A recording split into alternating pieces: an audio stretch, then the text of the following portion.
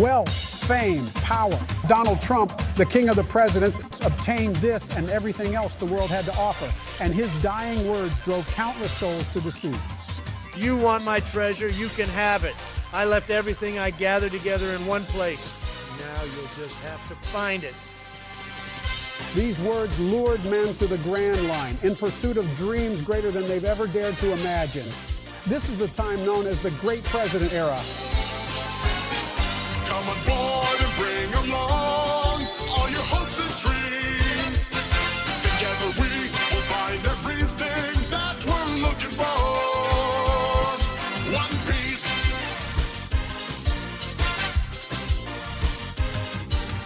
Compass left behind. It'll only slow us down. Your heart will be your guide. Raise the sails and take the helm. That legendary place that the end of the map reveals. It's only legendary till someone proves it real. Through it all, through all the troubled times, through the heartache and through the pain, know that I will be there to stand by you, just like I know you stand by me. So come on board and bring along all your hopes and dreams.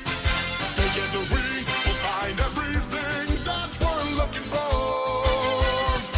There's always room for you if you wanna be my friend. We are on the cruise. We are.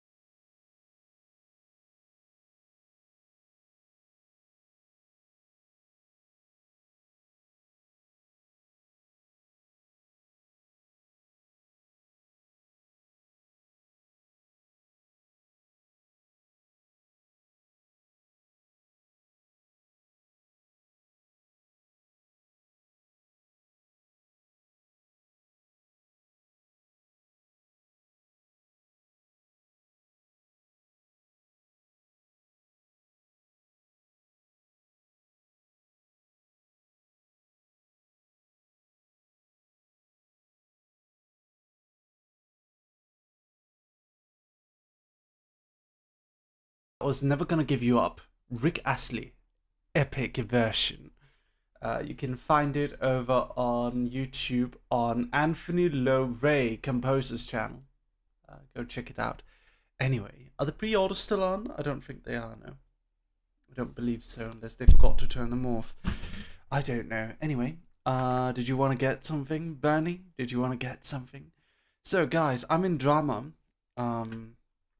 My boyfriend saw the notification. How dare you? I love you. I love you too, darling. Wow. Wow. Why aren't you answering my DMs, kitten? Daddy's angry. Woof. Anyway. You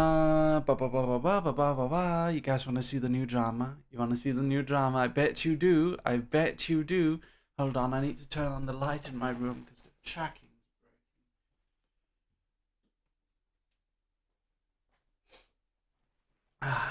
All right. Merryweather. I don't know what you're doing. Alright. Fucking Zoomers. Let me show you why I hate fucking Zoomers. Are you ready? Okay, listen. Listen, there's a whole thing going on.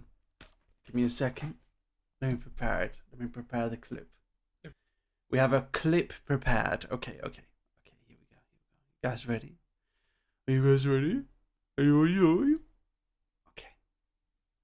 Here we are.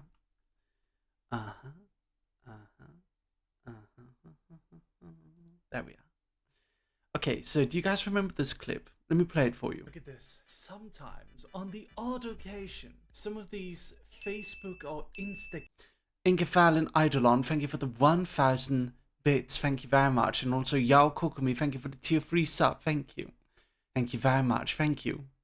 Thank you so much, Inkefallen. Thank you. Okay, here we go. Look at this. Sometimes, on the odd occasion, some of these Facebook or Instagram roleplay groups where they all take the names of their Oshis, they add me thinking I'm a fan account. It's just this Niji Sanji roleplay group, particularly this Selentatsky impersonator, was spamming my phone like crazy with stuff like Dodo, Boke Hinata Boke, Niji Slay Wife is like Ara Ara Gomen, Dodo, Iwa-chan, Dodo, Poopy Doo-Doo Bot. I live in fear of saying something and it getting screenshot. Well, there you go. And then I joined in and I told them, hey guys, you might not realize this. I'm not a fan account. Look at this. Sometimes. Yeah, so after that happened, they did indeed remove me from the group. Now, after I posted this clip, the Selen with 3 N's dot Tatsuki with 3 I's actually started reacting to it. So here you go. To all those that came from Mary's video, let me just say it was Hex Slaywire and Skydraken Illyra and DD Drop Scythe. Oh no. I had a full-on meltdown. Let's see. Okay. I don't even watch Mary. That's crazy. I don't know you. Please leave me alone. You literally added Mary, not me. You can see this from Hex.Slaywire. That's what happened. And next is Zelentatsky reacting to a Shoto impersonator reposting my clip. And then here we go. This is Zelentatsky posting, I'm famous, y'all. Oh my god, with this terrifying meta avatar. Next up is Skydraken Illyra adding in, shut the fuck up, it was your idea. And then they say Hex added Merryweather. And then they say, guys, it was Hex. Hex says, nah, bro, I want nothing to do with you anymore. I'm sobbing. I don't even like Haikyuu, showing that someone on the YouTube page started talking about the do thing being a Haikyuu reference. Then we see Skydraken Illyra responding with, nah, blaming your own body's crazy. Zelentatsky says, all man for himself. Zelentatsky then retweets Shoto saying poopy doo-doo bot. You're famous for saying poopy doo-doo bot. And then Zelentatsky says, I was bored. Then Zelentatsky says, guys, can we please vote Selene as president? Hashtag me worldwide. Hex Slaywire says she's milking this skull emoji. Zelentatsky says, of course I will, it's me, and then shares it. Then Zelentatsky says, I'm gonna milk this situation like a cow.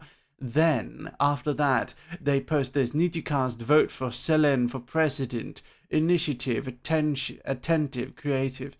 Then, they wrote, everyone you know what to do, yes, zifratira, or whatever that means.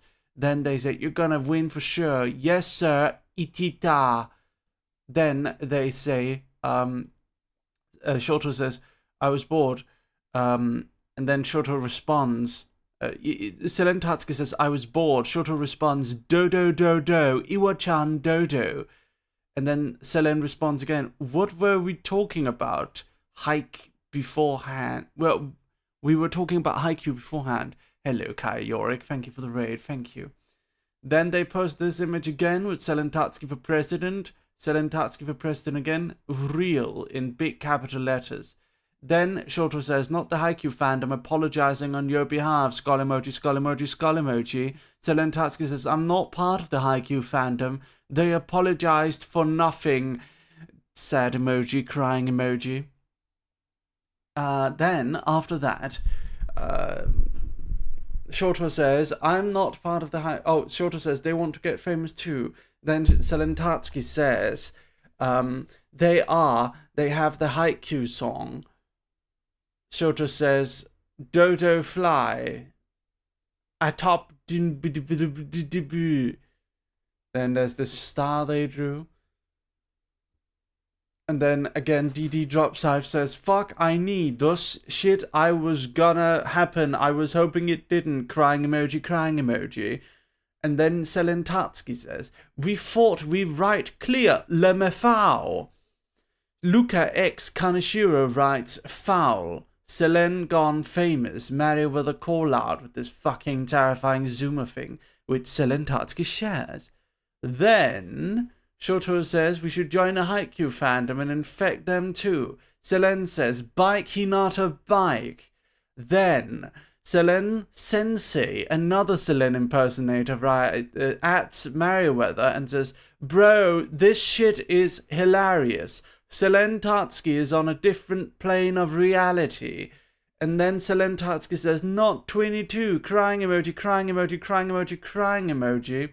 And then Ikai Eveland says, replies to, I'm so sorry about my sister Selen. I swear she won't do it again. She's a bit special. Iki Evelyn says, I'm sorry I had to, like we all know you're special, actual. Zelentatsuki replies, saying, actual died, this is bullying, BGGGG, crying emoji, crying emoji, crying emoji, crying emoji, crying emoji. And then it ends with Ikai Evelyn saying, Lemao no sai, embarrassing Selen, nah, it's just funny. And then Zelentatsuki writes, I'm sobbing in big capital letters across the screen while listening to On Funk Among Us drip. And that's all she wrote. That's how it ended. I think they went to bed. I don't know. This is fucking crazy. I don't know what to say about it. This is a fucking roller coaster. I feel like I got caught in some sort of TV series. I don't know. Is this how Sumas talk? Man. I'm sobbing for real, BGG. Fucking Christ.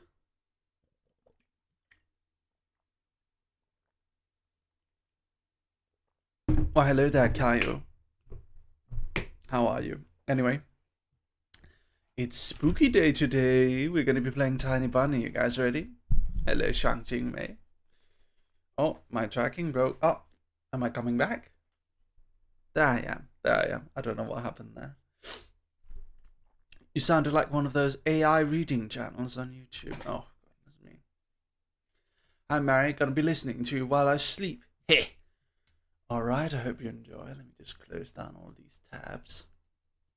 Hello, Fabi. I'm gonna go get something to eat, dog. Thanks for the shout out, by the way. Oh, you're welcome. Of course.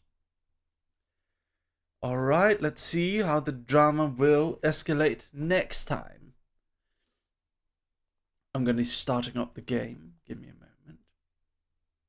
Sit down here. Just probably hide this and this and yeah. And put follow girl down here. Just so we have it somewhere on screen. Are you guys ready for a spooky story? Are you ready? Here we go.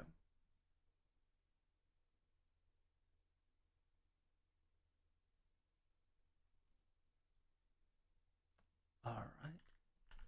Oh, I forgot to post something. I forgot to post that I'm going live on Twitter.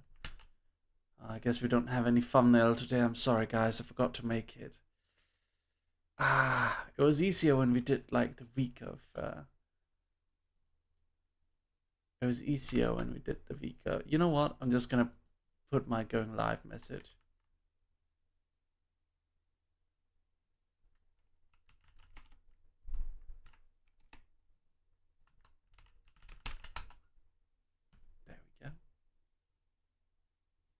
was easier when we had the custom art. Wish we got the custom art back. Hopefully sometime. Soon. Hello Shirashi, my boy. Hello. What's going on with my VTube studio today? It's like it's glitching out. It's not my internet. Oh. I don't get it. Did I forget to turn off my VPN? I don't know. Give me a moment. No, it shouldn't be.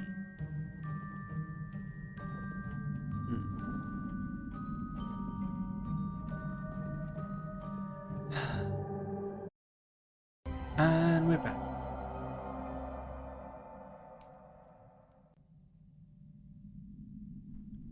Woof.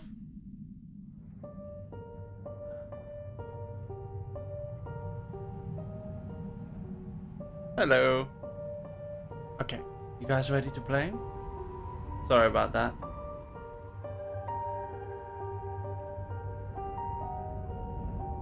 Okay.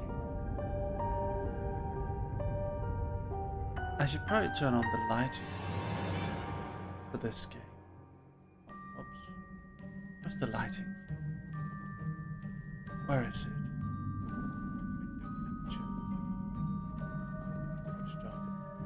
Display 2.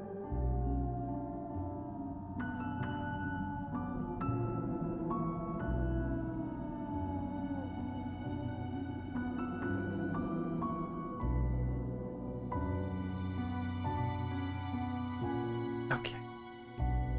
Are you guys ready for a very, very scary story?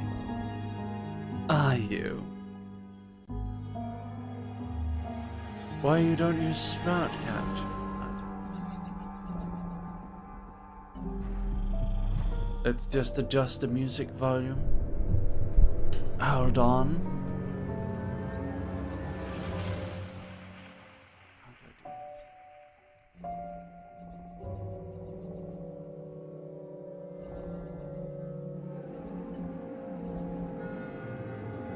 Windowed. Full screen is better.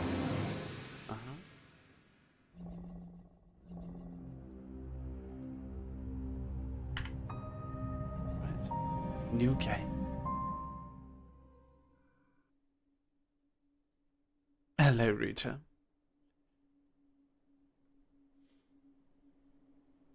Get comfy, get a nice drink, a good snack, and enjoy the journey.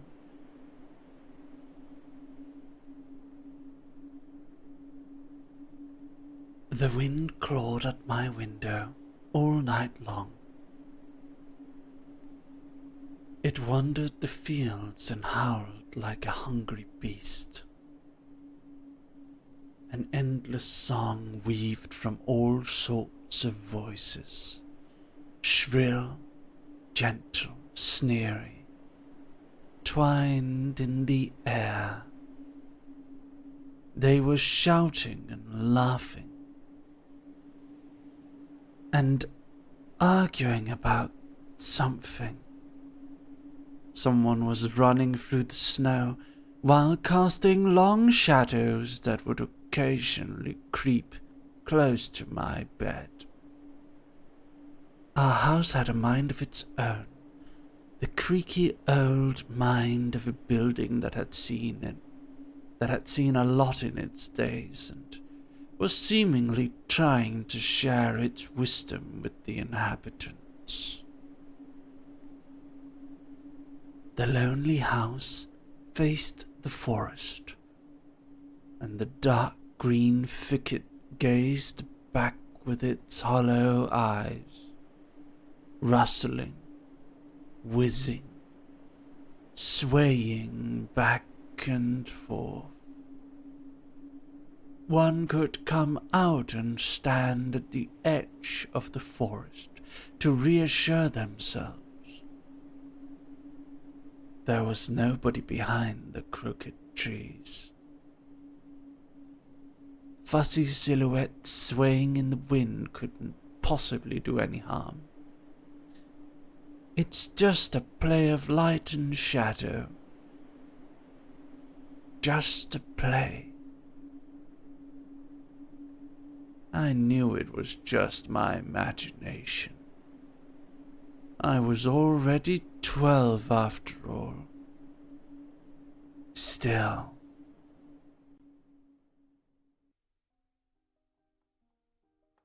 Episode 1. The Owl Will Arrive.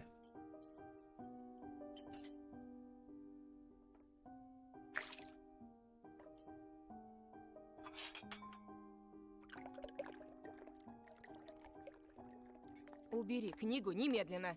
Hey, put away your book. Сколько раз говорила, не читай за столом, вредно.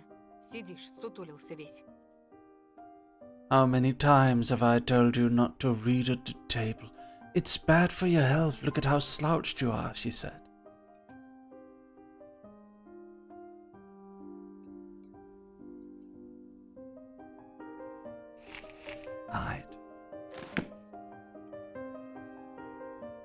I didn't protest and put the book about Conan the Barbarian aside. I was stuck on a line. I couldn't understand after reading it 3 times anyway. Olya had already finished her breakfast and was munching on some cookies. She was so enthusiastic. She almost looked like your typical girl from commercials. Пока не съешь, из-за стола не встанешь. You're not going anywhere until you finish all of it, she said. I, on the other hand, was still trying to drill a hole in the plate with my eyes, as if it would make the porridge disappear. Hazy anxiousness welled up inside, all because of the previous sleepless night, the black forest around our houses, and the gloomy wind. The longer I waited, the colder the lumpy white substance became.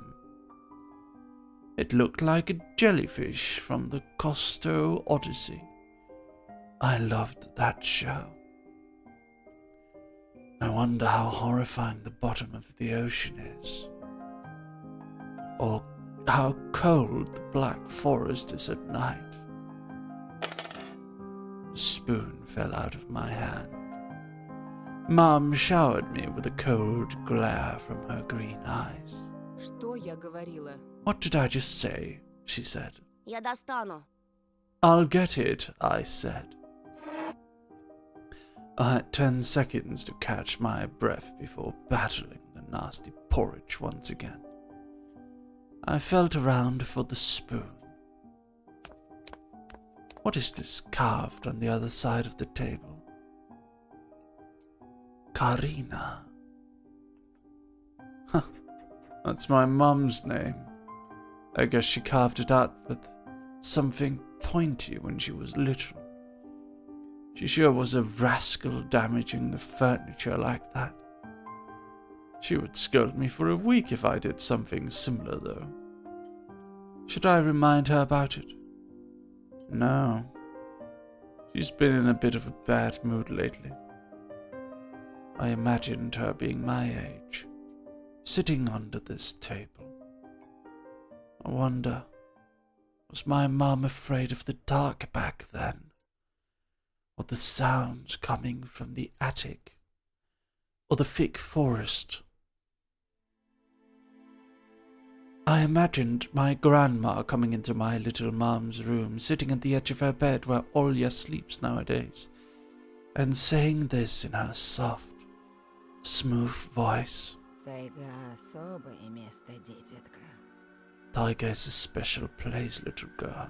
Она к тебе присматривается. It's watching you closely, принюхивается, sniffing you out, словно хочет понять, что ты за зверь такой. trying to discern what kind of a beast you are. Понравишься, в беде не бросит. If you're a good sort, it won't abandon you in times of trouble. А будешь проказничать, схватит за бочок. But if you're a bad apple, Под землю. it'll grab you by the side and drag you underground. Тут и дело с концом. And that would be it. Grandma was carrying. She never fought with anybody, never yelled, never swore. Those were the times without the maddening screams until late at night, without smashed dishes and mutual accusations. Our parents used to love each other back then. I remember listening in on one of their conversations by chance. They were talking about Grandma getting prepared for her funeral. She had already bought a casket, and she called it her cute funeral box. It waited for its time in the closet, patiently. It was black, upholstered with meat-colored material on the inside. I saw it when my grandma was getting buried. The house didn't change since the time she was alive. Only all of the photos were gone. Glass-covered pictures with grey faces of my ancestors. They all had a dead, but watchful look in their eyes. I crawled out from under the bed. Olya was done with her cookies, and she was looking at my share like a sly woodland critter. I turned my gaze toward the frosted window. There were a lot of dark pines outside, but they didn't grab my attention. The pattern of frost formed a picture on the glass. Оля, гляди, лиса! Olya, look, it's a fox. Где? Where? It looked almost like those optical illusion thingies they put on the back of a student notebook. A mixture of lines at first glance, but if you blur your vision a little bit and look under a certain angle. Да не на улице, на стекле. Not outside, on the window. Смотри, вот нос, вот. Look, here's the nose, and here's... Ну-ка, доедай. Hey, eat up. Да, да, сейчас. Yes, just a moment. Я ничего не вижу. I don't see anything. Живо. Совсем немного осталось. Hurry up, there's not much left. А, вот. Но все равно не Oh, похоже. there it is. It still doesn't look like one. А я говорю, похоже. And I'm telling you it does. Не-а. Nuh-uh. Pохоже. It does. Прекратите. Ну Stop что за it. дети? These kids, I swear. Now I couldn't see the fox either. It disappeared. Went away. Only the frosty pattern, similar to stretched out nettle leaves, kept creeping up the glass. My dad entered the kitchen with long measured steps. I want to have a beard like his when I grow up. Mum would always ask jokingly, "Come on, shave it off, it stings." This was so long ago. Nowadays, rumbling doors and witty compacts were an everyday occurrence. Ollie always covers her ears whenever she hears something like, "What's the point in all this?" through the wall. "It's all for your sake," Dad would reply. "For the sake of our family." I always caught every sound in fear of hearing the most dreaded, the deadliest word that started with a D. Falcon, hello. D-I-V-O. I don't even want to finish it. It was so scary to imagine that me and my little sister could be torn apart and taken into two different families. Да что твоя лиса? Anyway, Вот у меня на окне your fox is nothing. сова. I have an owl on my window. Опять ты со своей совой. You and your owl talk again. Так ты же вчера мне верил. You said you believed me just yesterday. Никто ключи от машины Has не anyone видел? seen my car keys? Вроде оставлял на подоконнике. I remember leaving them on the windowsill. Вроде. Right. Вроде оставлял. Maybe you вроде did, maybe not. Вроде взрослый You're a мужчина. grown man, a отец father of двоих two, детей, а and вроде... still. Перестань, пожалуйста, Карина. Karina, please stop. Дай мне спокойно собраться. Just let me get ready in peace. В корзине твои ключи. Возле телефона. Your keys are in the basket near the phone. Огромное тебе человеческое Well, спасибо. thank you very much. Антон, ешь быстрее, Anton, а то stop как making a мученик martyr out of сидишь. yourself and finish eating already. А сова? But the owl. Не было там никакой совы. There was no owl. Была. but there was one. Глазюки огромные, во, и светятся. It had giant, glowing eyes. Olya sprung up from her chair and placed her hands on her little face, imitating a pair of eyes with her fingers the size of an apple each. В прошлом году бабай в шкафу, сейчас сова. Last year you had Babai in your closet, and now there's owl. Но я же видела. But I saw it. Babai, in Slavic folklore, a nocturnal spirit used by parents to threaten their ill-behaving children. Olya shifted her gaze back and forth from Dad to Mom to me, but couldn't find any support. А ты не думала подружиться с ней, нет? Have you thought about befriending it? Вымышленными. You know, like feeding it with imaginary mice. Не подначивай ребенка. Don't bully our girl. Просто мала еще. She's just И afraid of спать одна sleeping боится. alone because she's little. Olya parted her lips in rebellion and rushed into the hallway. The staircase that led to the second floor creaked. Mum gave Dad a strict look. Oh, that look in her eyes.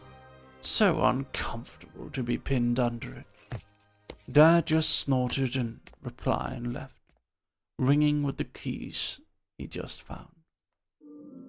A minute had passed and the theme song from The Little Mermaid echoed through the house. It was stored on an incredibly worn-out cassette tape, which Dad already had to glue together once. It's so easy to fix objects by gluing them back together. But how do you fix a relationship? Mom moved to the living room, and I was left alone, anxiously stealing glances at the window.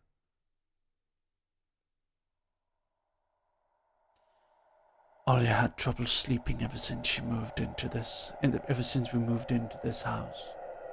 She would toss and turn, or curl up into a ball under a blanket. Sometimes she would jump into the middle of the night and turn on the VCR. Cartoons helped to take her mind off all the troubles we had with her move and our parents. And then Olya saw the giant flying monster outside her window. She became obsessed with it. Our parents did everything in their power. They tried every little trick to get rid of those ridiculous fears. Olya refused to sleep outside. Olya refused to sleep alone and didn't believe the owl was just one of her nightmares. After last night, I was unsure what to make of my sister's words and what to think of it myself. Can nightmares be infectious? That night I couldn't get a wink of sleep and ended up thinking of what to expect from my new school. There were a couple of days left before the beginning of a new term. My imagination drew long, twisting hallways that led to classrooms full of kids, but all the students behind their desks were simply dark figures cut out using a template. Circular holes gaped in the middle of their faces, and pairs of eyes blinked inside those holes. It was as if some completely different creatures were looking at me from behind the flat black silhouettes. Their cruel glares, filled with icy sneers, made me shiver from head to toe. Will I survive here? Won't they gang up on me and beat me down, stomp on me with their bloodied shoes? The damn school can burn for all I care. I just wished for anything to happen to it. Doesn't really matter what. I didn't want to go back there badly. I didn't want to see people who are just itching to smack me on the head, trip me up. Think of a new offensive name for me worse than the previous one. I felt like the glasses I wore made me an outsider, some sort of a monster. My gaze slid across the drawings hanging on the walls. I couldn't consider myself a great artist, but Olya begged me to hang them. Drawing was the only thing that made me happy of late. The small circle of friends I had also enjoyed my paintings, and they promised to call me from time to time. Sometimes I imagine my mom picking up the phone and saying in a cold voice, "You've got the wrong number," or "Anton is not around." Anton is not around. I imagined my future classmates lying in their beds just like me, listening to the howls of invisible werewolves outside their windows. Maybe my new classmates will like me after all. But who would ever like a boy with thick glasses? I mean, my dad used to wear glasses when he was little. And now he's married to the most beautiful woman on the planet, my mom. The house creaked, pressed by the wind. The condo we used to live in, a 9-floor concrete building, buzzed with the neighbor's drill, mumbled with a TV set from behind the wall, cried like a baby from the big family next door. Our current house, though I can't really call it new, was completely different. It was silent and easygoing during the day. Its shadows lay dormant in the corners, on the closet cobwebs, and under the stairs. But they all woke up during the night. Something was watching me from every corner, almost as if the old photos of my deceased family, with their ashen eyes, were hanging on the walls in place of my drawings. The floor was squeaking. Rusty drains were moaning. The attic was occupied by noisy drafts. One could think the house was performing some sort of demonic melody. And then I realized I was, in fact, hearing music. It was already playing for a good long while. Somewhere, at the edge of my perception, I could hear a flute. It was mixed with the sound of the wind, of the creaking old house, and my thoughts too. I stood up and rushed to the window. I wanted to reassure myself that this music was nothing more than a product of my imagination. It's not like someone's playing it there, amidst the cold, snowy night, right?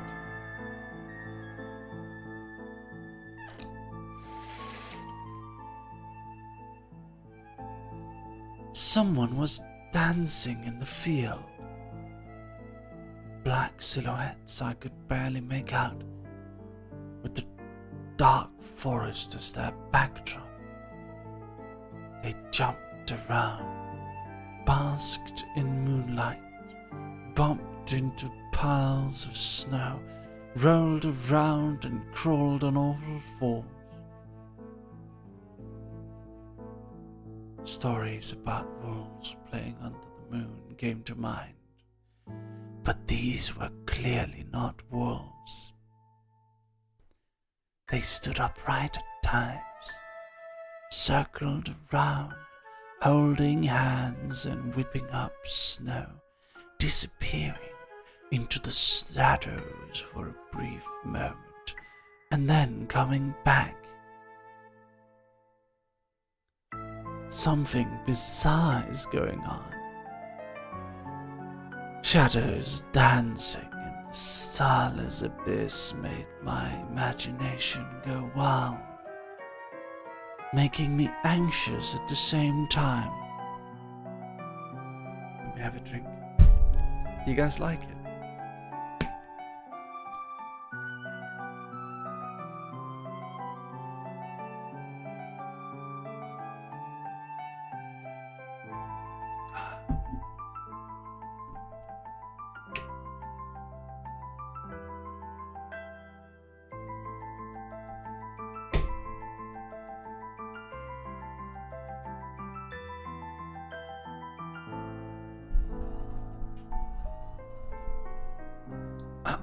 Our Discord link isn't working. Mats, please take notice. Shadows dancing in the starless abyss made my imagination go wild, making me anxious at the same time. Suddenly, the music stopped. The dancing shadows froze in place, and I could swear pierced me with their eyes. One of the silhouettes immediately parted from the bizarre shadow carnival and sprinted across the field with giant leaps. It glided on squeaky snow without leaving any prints, until it was devoured by the pitch-black shadow of my house, which became even darker and thicker. My heart was jumping around like the bird inside a cage. I shut the curtains with a swift motion and stepped back toward the bed. They saw me. A freezing torrent of fear washed over me. I stood in the middle of a perfectly dark room and listened to some unwanted guests move and scrape around, looking for an entrance. The sound moved to the right, then circled around the house. Now my guest should be at the front door. I jumped into bed and covered myself with a blanket as if it could protect me. The shackles of fear locked my muscles. I remembered the funeral, my grandma lying there, hands crossed on her chest, her facial features sharp like that of a Tyndall, ants running up and down the legs of chairs that held my grandma's casket. I imagined those little creatures climbing up her head and pulling up her eyelid with their tiny legs. Then her wrinkly eyeballs would once again move inside their sockets, and she'd be able to see her grandchildren. I was chanting the spell she taught me throughout the whole procedure, and now lying under the blanket and listening to squeaks and howls, I was repeating the same words.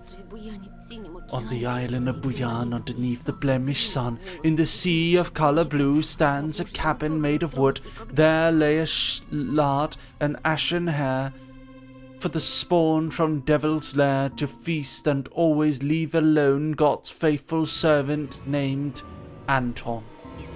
Evil leave this house must, ashes to ashes, dust to dust. Bizarre sounds had disappeared. I cautiously peeked from under the blanket and saw curtains waving around like a hanged man. And then the night doused me with a new portion of boiling terror.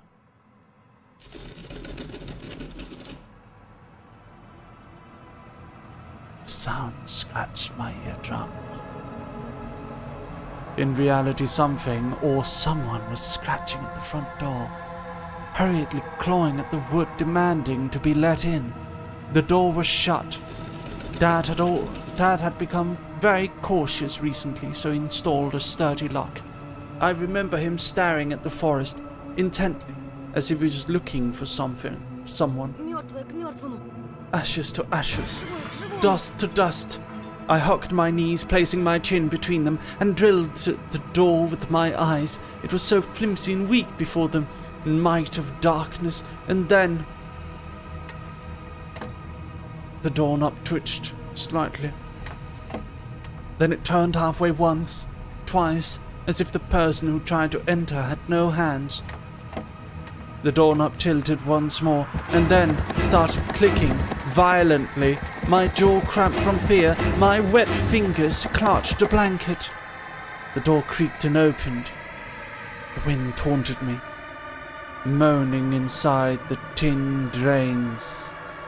Now you'll see. The door was wide open. The darkness writhed inside the carnivorous mouth of the doorway.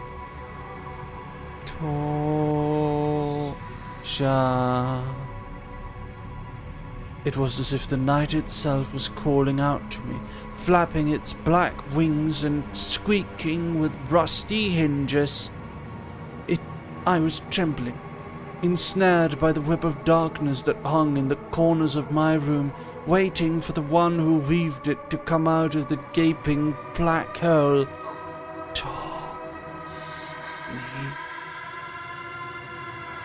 My abdomen tightened and my chest rose up, ready to exhale a desperate scream. But before I was able to do anything, the darkness asked me, Tosha, are you asleep? My sister's pale face protruded from the thick shadows. I almost screamed from relief. Оля, я не сплю.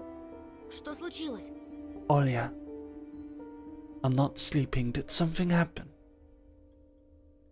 Olia frowned and stuck out her lower lip, a clear sign that she was about to cry.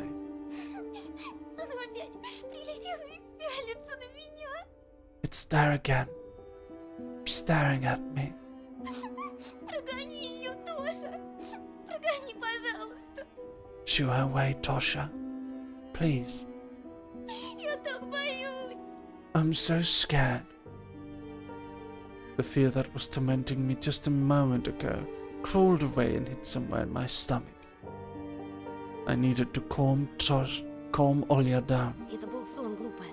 Не пугайся. It was just a dream, silly. Don't be Никто тебя scared. не обидит. Dreams don't bite. No one's going to harm you. Olia sobbed. She was trying her best to believe me. But was I sure myself? У меня есть идея. I have an idea. Пойдем к тебе в комнату, видик посмотрим. Let's go to your room and watch the video. Sleeping Beauty, for example. Тебе же нравится этот мультик? You like that cartoon, don't you? Почему у спящей красавицы принца у меня эта страшная птица? Why does the Sleeping Beauty have a prince and I have this scary bird? That question took me by surprise. Ладно, давай посмотрим Золушку. Right, let's watch Cinderella. My thoughts became tangled, fuzzy. What was that? What studied me with its eyes while dancing feverishly under the moon? The darkness was clinging to the window, and it couldn't be fooled by Grandma's old chants. It couldn't be satisfied with a feast of lard and long ashen hair. Тоша, ты идешь? Tosha, are you coming? Да, сейчас. Yes, just a moment.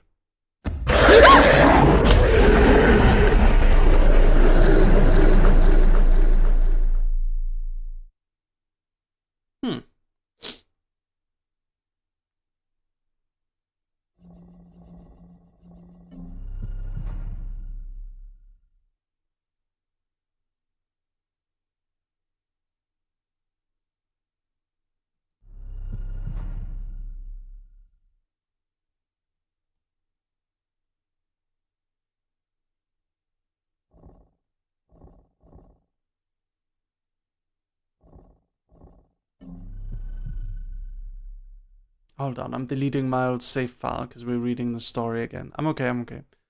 It's just I can't see the mouse. Hold on. Let me try something. Capture cursor. Oh, there we go.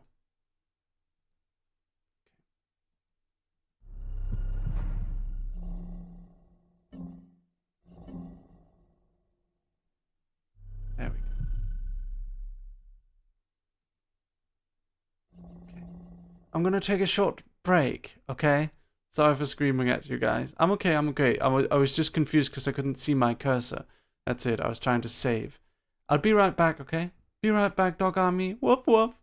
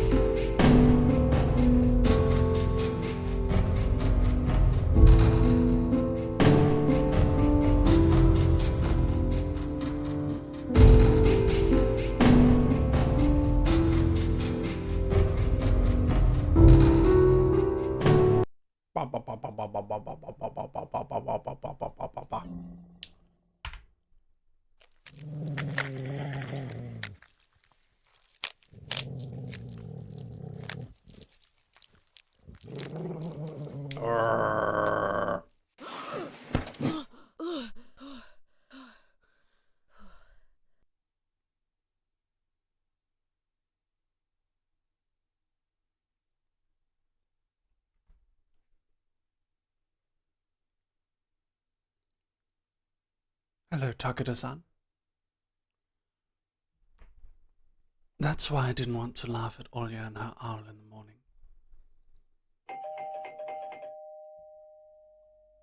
Who could be visiting us in the middle of nowhere? We don't know anyone around here. So persistent.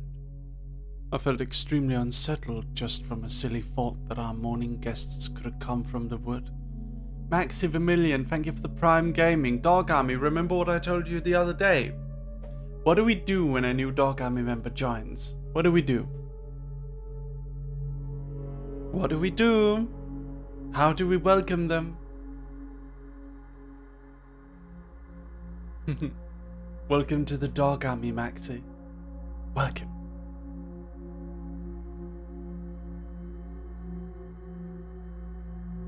Welcome, Maxi Vermilion. Welcome to the Dog Army. Please enjoy your stay. Remember to join our Discord server. I hope the mods are taking a look at whether the Discord link works or not. Sorry. I felt extremely unsettled just from a silly thought that our morning guests could have come from the wood. I could barely hear voices coming from the front door. My mind was urging me to hide in the closet, under the table, behind the curtains where Olya always hides. Tosha, come here. I felt like kettlebells were tied to my feet, but still dragged them toward the hallway. A couple policemen towered over me in the doorway. They smelled like frost and worry. My mum always winced and grumbled the moment she saw patrol cars. Worse than bandits. At the moment, though, she looked somewhat confused. Здравствуйте. Hello? The senior officer who wore a grim expression nodded. Тут мальчик вчера потерялся. Вовой зовут. A boy had gone missing yesterday. His name is Vova. Глянь, пожалуйста. Look at Ты this, его не please. видел? Have you seen him? The policeman held up a photograph to me.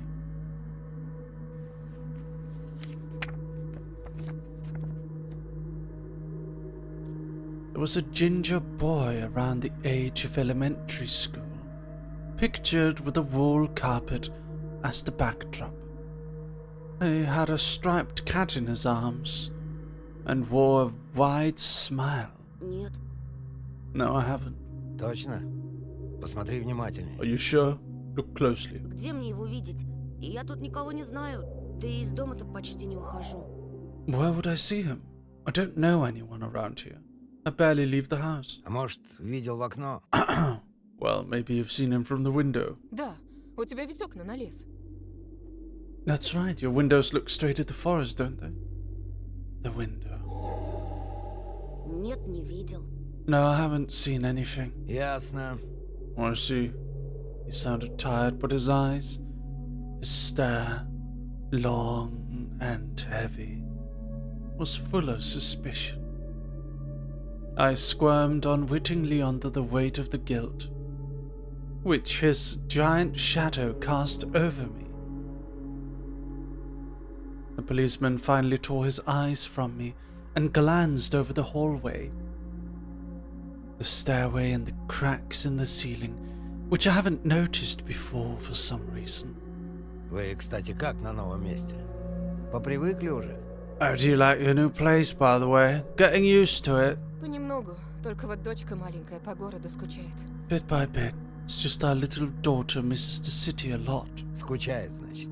Из местных вас никто не беспокоит? Misses the city, huh? Have the locals been treating you well? Все хорошо, спасибо.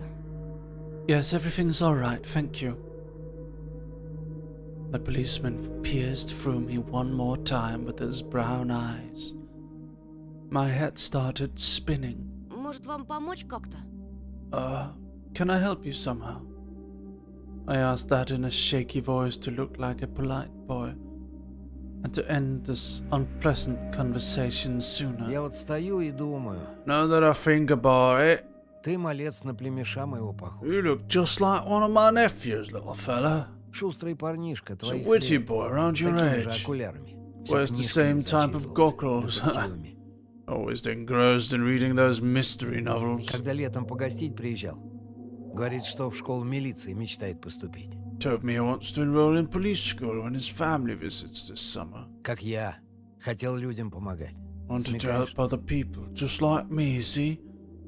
I felt uncomfortable, as if a distant relative and not a police officer stood before me.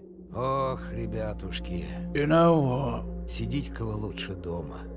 Не ввязывайтесь ни во что. Little boys like Жизнь you should сейчас stay совсем at другая home. пошла. Steer away from trouble. The times have changed so much. Mom interjected in a cold voice. Мне ли не знать?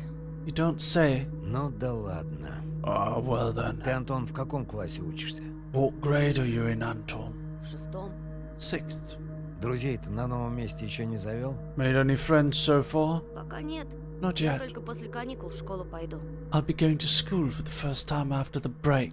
Тогда вот вам на всякий случай мой Ah, номер. then I'll leave you my number Звоните, just in если- case. Если Call me узнаете if you have что-то. any new info. The policemen were gone along with their shadows. The smell of cheap cologne and the photo of a smiling boy. His face stood still before my eyes. I wondered what it was like for him, being all alone, there. For some reason I thought of the forest, swaying in the wind. What did his poor parents feel? And what would my parents do if I'd gone missing?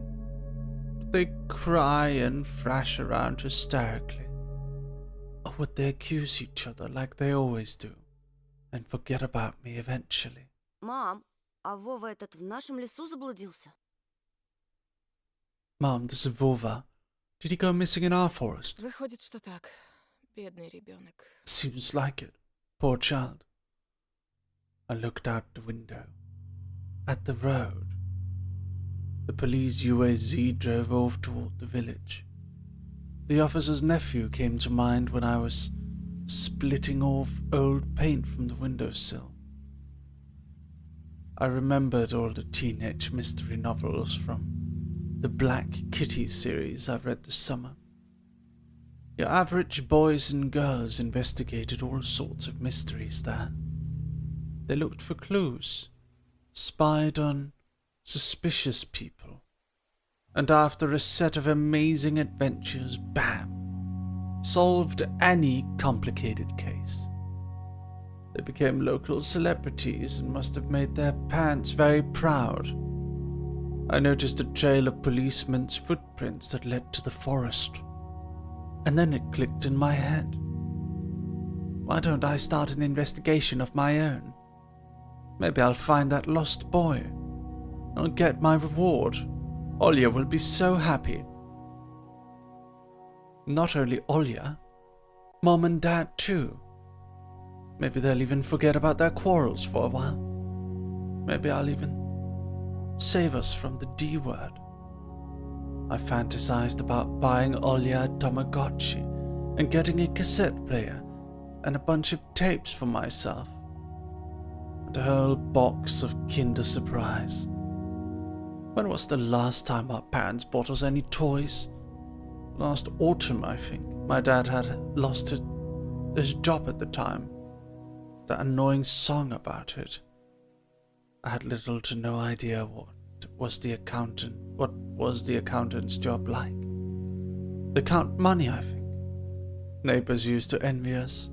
But nowadays, Mom and Dad barely had any money to afford sweets, and Dad would always divide a single chocolate bar between me and Olya.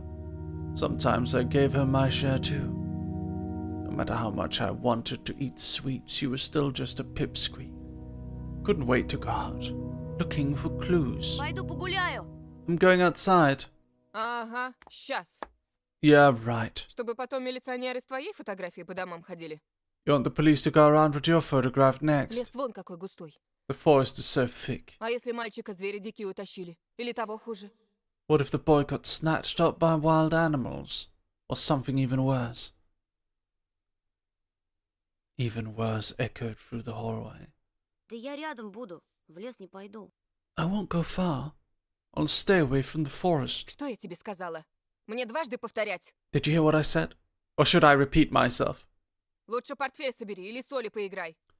Better go pack your school bag or play with Olya. The sound of splashing water came from the kitchen. It meant that the argument was over, and Mom had the last word.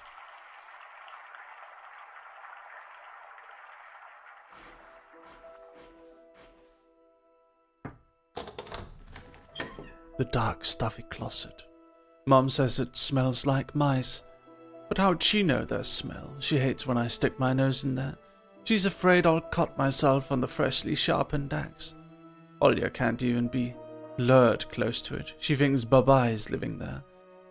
I tried to help her frights once. Help her fight her fears once. I opened the door and turned on a dim lamp, so she would see there was nothing but cobwebs. Dad's tools and scratched walls. Hello, Pog.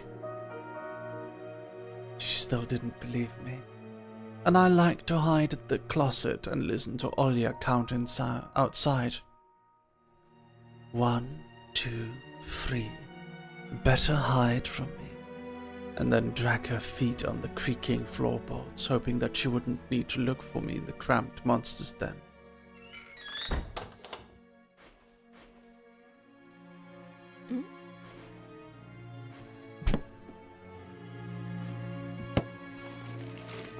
Grandma kept ice cream for me and Olya there, but now I could only see meat bits for soup and clumped together pelmeni. I grew to hate them already.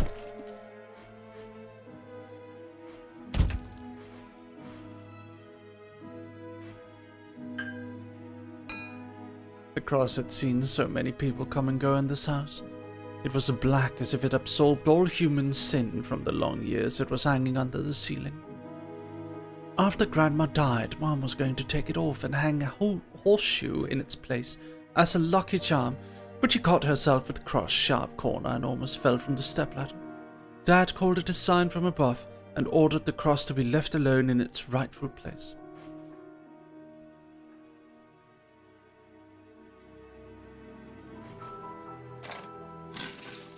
Mom's peck toy, a family relic.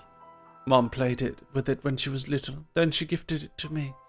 Olya was next in the succession line. The toy belonged to her now.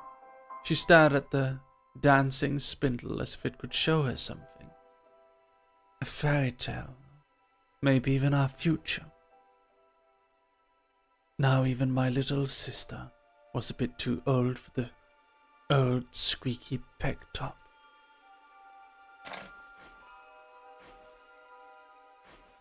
Антон, сейчас ремня получишь. Ни шага. I'll whip you if you make a single step out the door.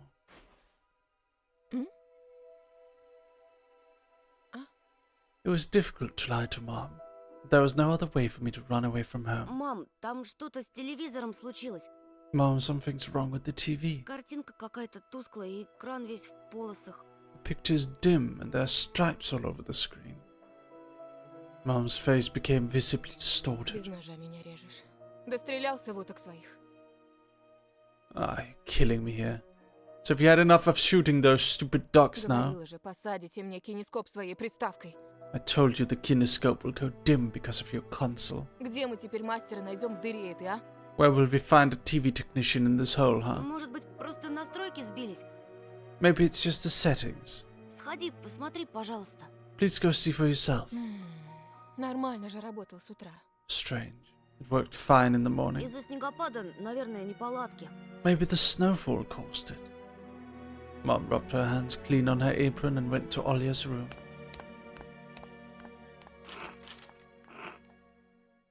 There's no time for this. Mom will be back soon. Okay. Let's head out.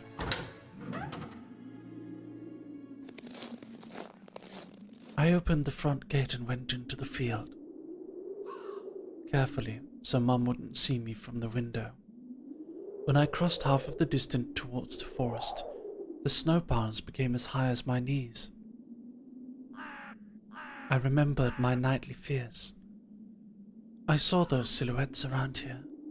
They were jumping around, holding hands. That hypnotizing music started playing in my head all on its own. In the light of day, those distant figures felt like a simple dream. The sun turned my nightmares to ash, but the aftertaste was still there, distant ringing in my ears. Distorted shadows crawling on the snow alongside me. And a barely audible whisper in my head, blurry and almost kind.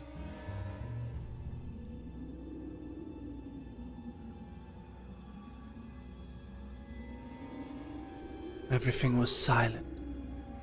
What's up, Dog Army? You guys enjoying? Anyone want to say hi to me? We got any new people in chat today? Hello. Welcome. My name is Lucius Merryweather. I'm a VTuber. I'm a webcomic writer. And I'm a dog. It's a pleasure to see you all today. Thank you for coming.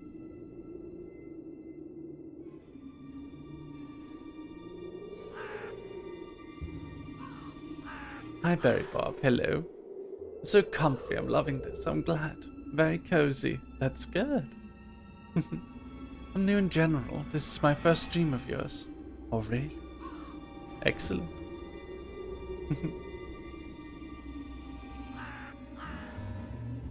Woof. Hold on, you guys. Checking something.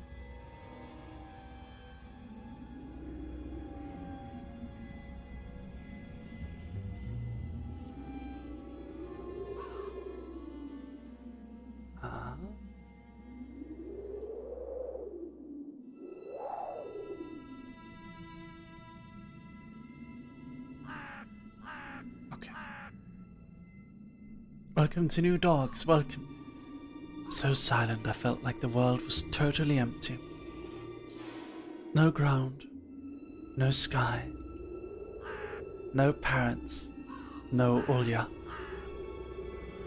The time reached its limit, a one-way trip that ended at the forest's piney stockade. Sometimes silence was much scarier than any scream. Our parents would scream at each other while arguing, and both me and Olya turned to stone, listening to them. But then always came the ringing silence. Our apartment became numb a couple of days before we departed. It was hard to remember the last time Mom and Dad joked around, laughing, spent time together. Almost like all of it was in a previous life. When they kissed with Olya present, she always frowned and snorted in a funny way. But one day it all changed. Something important had left our home, and something scary filled the remaining void. It was as if a fire broke out, and our parents were hurriedly packing our belongings, trying to save themselves and us. From who, though? From the people with cold dead eyes who sometimes visited us in our previous home. The eyes that only saw balls of worms on the black ground in everything. And somewhere far away, a siren was going off, trying to warn us of the coming menace. Hello, Namul Seidel, hello. I shuddered, chasing away my delusions, and looked around. There were only me, this white field, and the wind that was whipping up icy dust and belts of powdered snow. I squinted from the sun and turned my eyes to the sunless forest. It looked especially dark in contrast with the blinding whiteness. Knobby tree roots slithered under the snow like fat snakes. Rotten leaves and coniferous needles froze into the ice.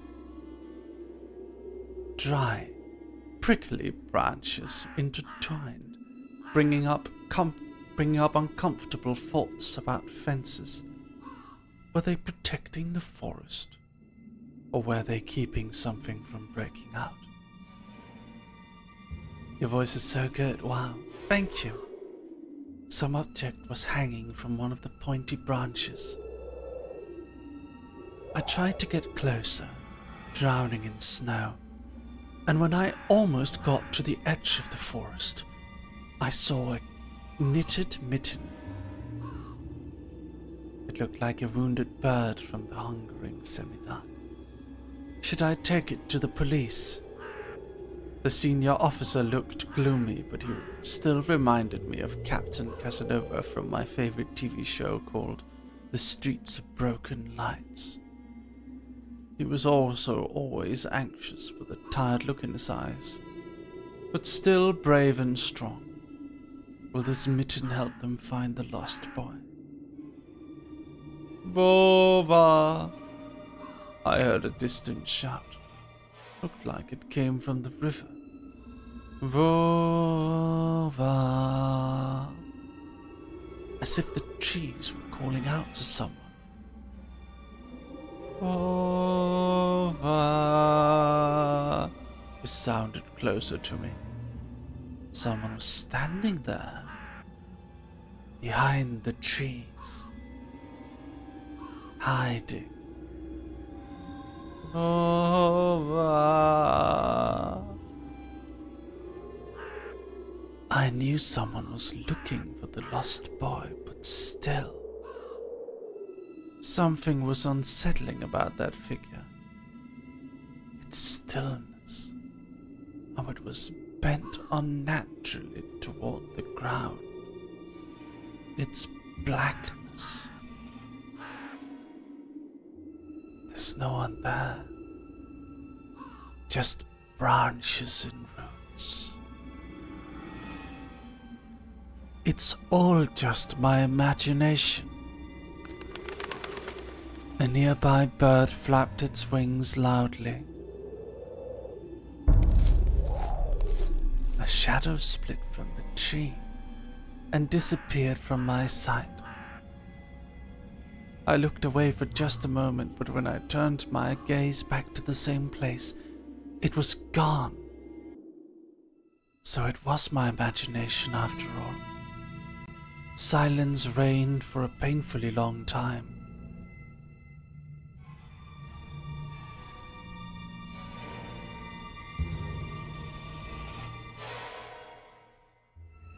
My muscles were tightly sprung. My heart was beating somewhere in my throat. Any noise, any little movement, any small whisper from the thicket and I'd sprint. But nothing of the sort happened. I looked at the mitten once more.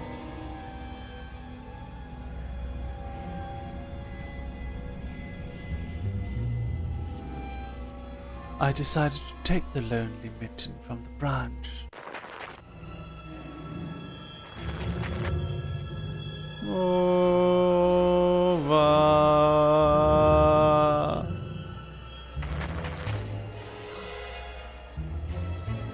A shout rumbled across the field and dissolved into the distance. No echo, no hope for a reply.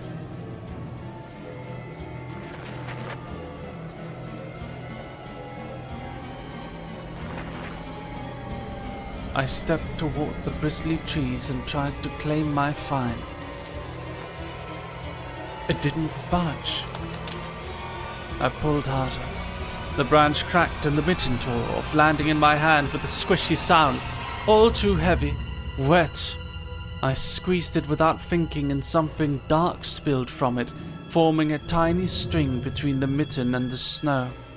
Steam rose from the snow pile.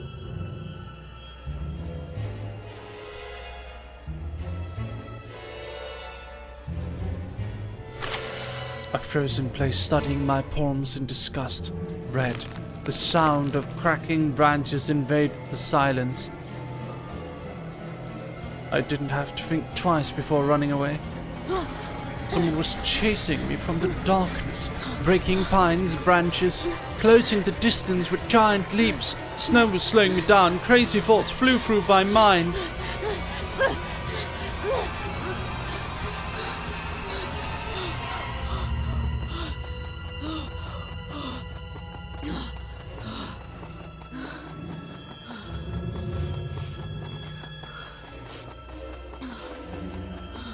I'll get caught. They'll get me. I'll get dragged into the thicket. I'll be gone forever. There was no more voice. Probably one of the reasons it gave me strength, spurred me on. There was one more voice. You can do it. Don't stop. I heard an animal roar behind me. It was so loud my ears went numb. It felt like the sound had come from a pack of hungry beasts rather than a single one. Their nostrils socked in freezing air. They sensed my fear. 2 giant wings flapped above my head. An enormous shadow flew over the clearing. A hoot, a wheeze.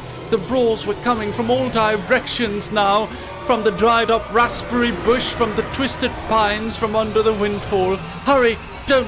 Hurry! Run! Don't look back! It felt like I was inside a nightmare. The snowy clearing became vicious like quicksand. I was stuck in place. I pulled my leg from the mushy trap just to be caught in a new one, even deeper than before. I continued to drown, sinking deeper and deeper with every desperate push. Was snow ever this sticky? I screamed in horror after realizing this wasn't snow. Someone or something in the snow pile was clutching my pants. I gathered all my strength and rushed forward. The pressure on my leg was gone. My boot slipped out of the hole and my sole was on a hard surface again. I reached a clear path with one jump, and from there I ran to my house. Its gloomy facade didn't look threatening now. The house was my line of defense from the shadows that flapped their wings and creatures that were hidden under the snow. I tripped over the doorstep. I smashed into the door. In all my hurry, I managed to notice the claw marks, as if a dog was striking the wood with its paws, demanding to be let in so it could escape the cold. I hadn't noticed these marks when I was leaving. The heartbeat in my ears was much louder than my surroundings. I couldn't hear whether someone was following me or not. What if they were already in our front yard and my mom had locked the door? Drowning in fear, I pulled the doorknob and it obediently gave way.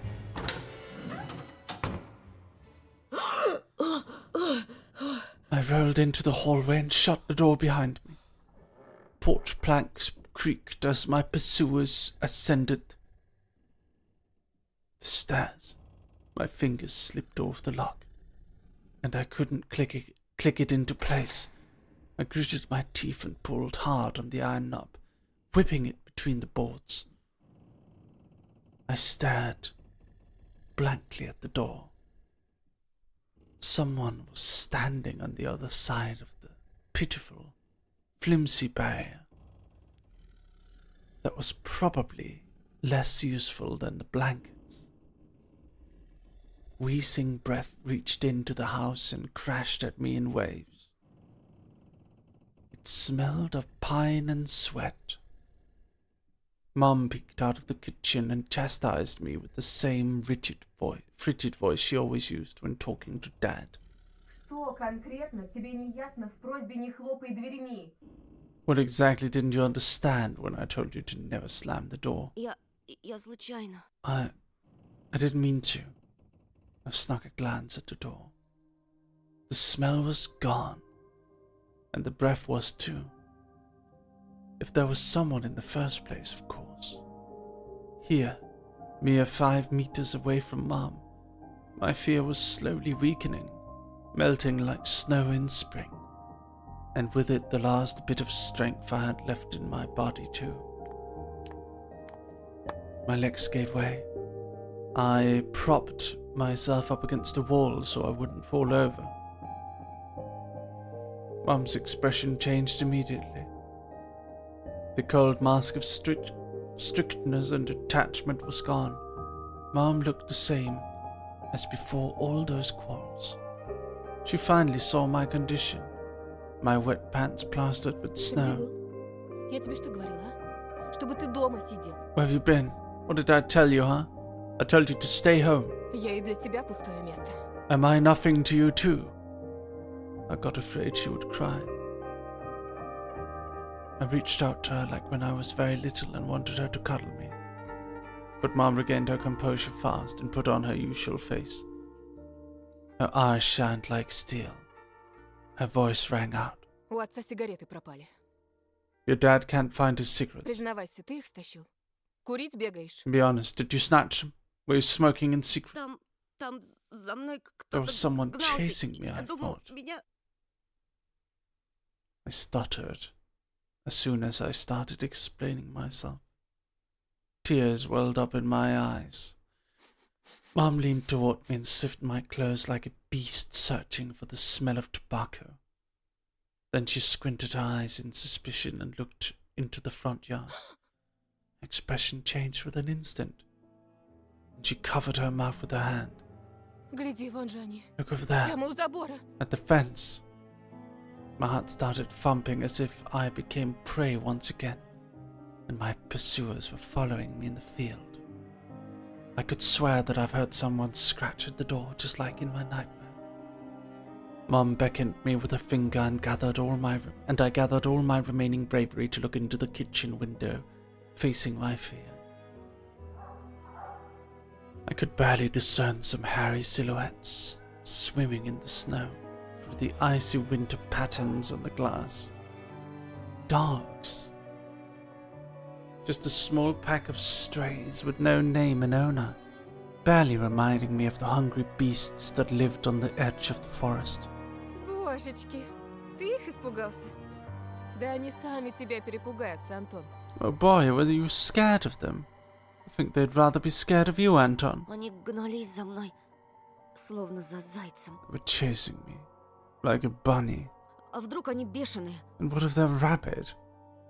The smile had slowly disappeared from Mum's face.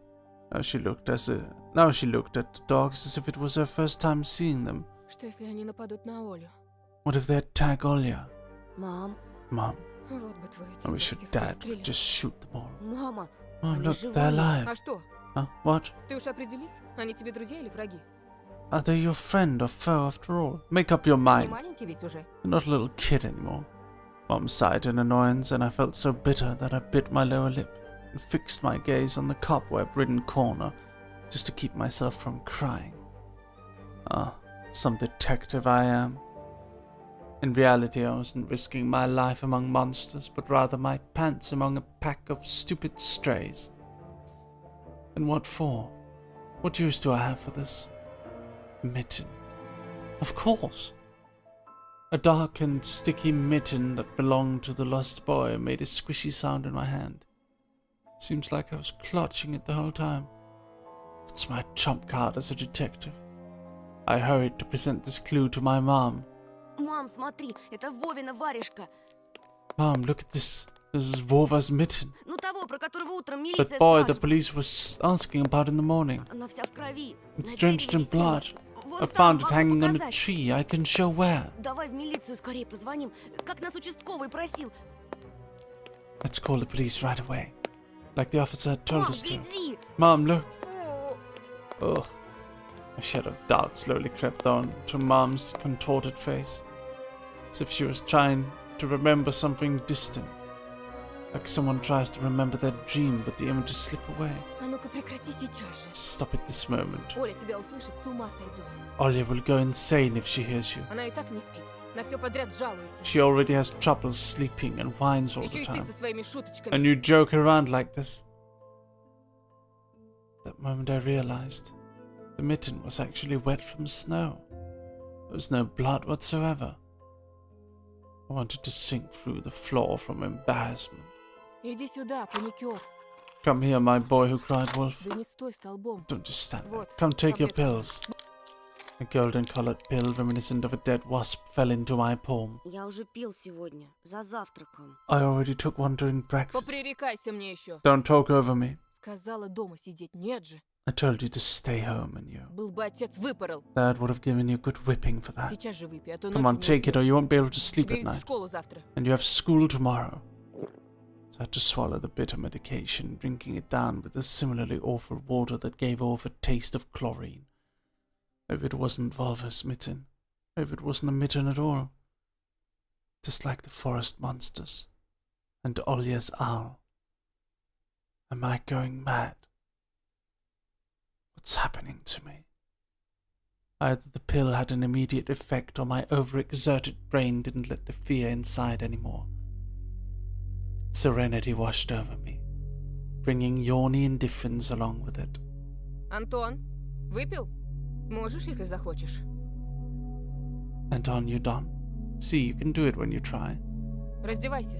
Уснул, что ли? Take off your coat, are you asleep? Нет, мам, просто задумался. No, Mom, I was just thinking. Интересно, о чем же? About what, I wonder? Глупости всякие. Just something silly.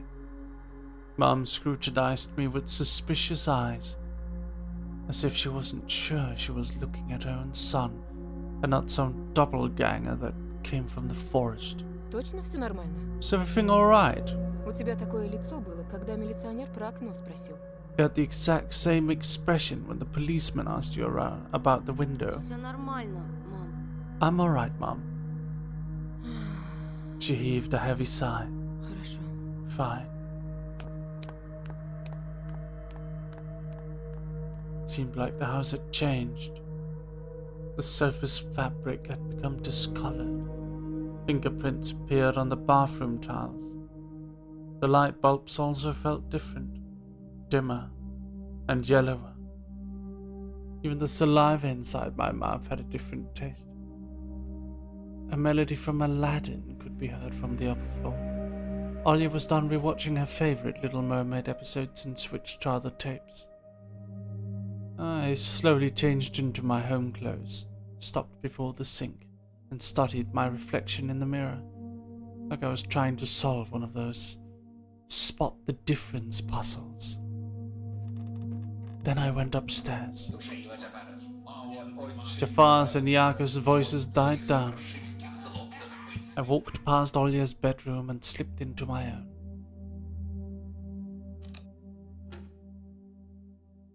One of the drawers was empty. I hid the mitten. This simple action drained the last bit of strength from me. I sat on the bed. And only then I noticed there was someone behind the curtains.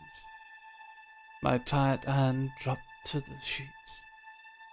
Whether it was due to the medication I took or the stress I underwent, the room began to contort, as if the wind was blowing the walls out like a pair of sails.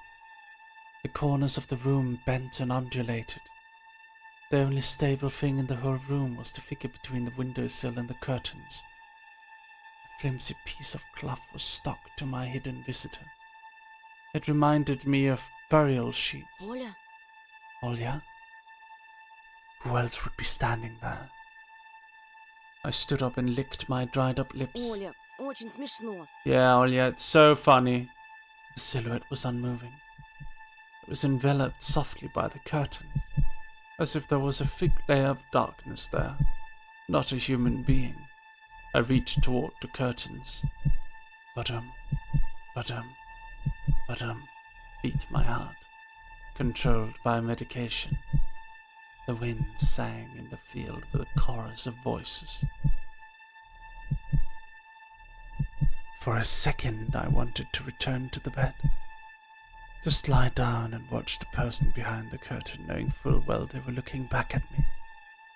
They're looking without blinking, waiting for me to fall asleep.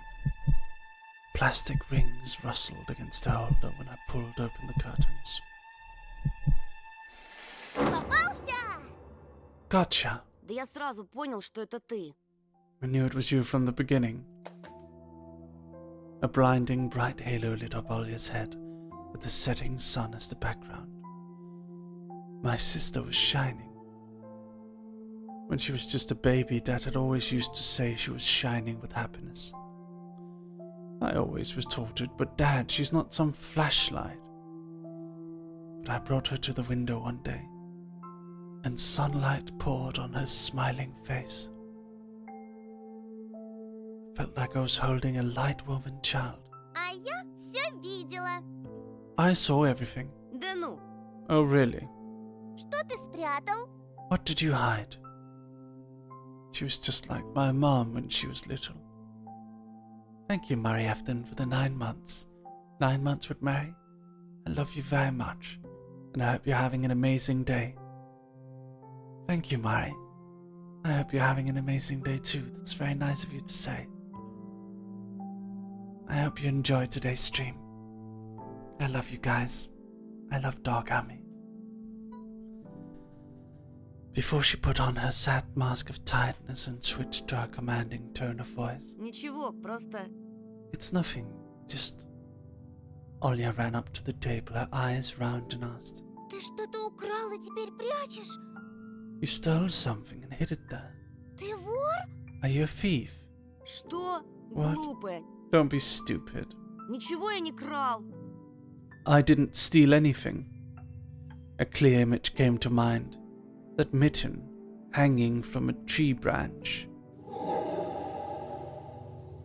What if I did steal it after all? From the forest, from the tilted figure, standing behind the black trees. Olya could be selfish and stubborn when she wanted. Покажи тогда. Then show me. Поклянись, что никому не скажешь. Тогда Swear that you won't tell anyone and then I'll show you. Olya wore a plotting smile. Клянусь маминым сердцем. I swear on Mom's heart. I know if she had heard in one of those movies about the pioneers we watched. Не говори так. Don't say things like that. Olya nodded and made a gesture with her hand, locking her mouth with an imaginary key. She was filled with curiosity that was splashing in her giant eyes. I opened the drawer, and Olya leaned in, holding her breath. It looked like there was not just a simple mitten, but some sort of exotic critter.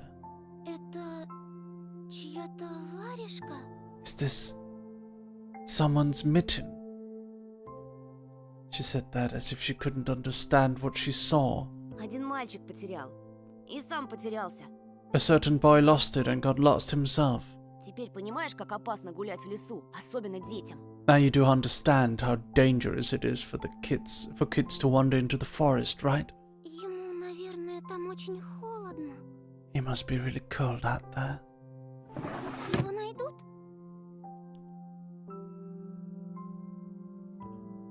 Will they find him? Обязательно. They will. Little girl, hello. Участковый по домам ходит, всем фотографию его показывает. The police are going house to house showing his photo to everybody.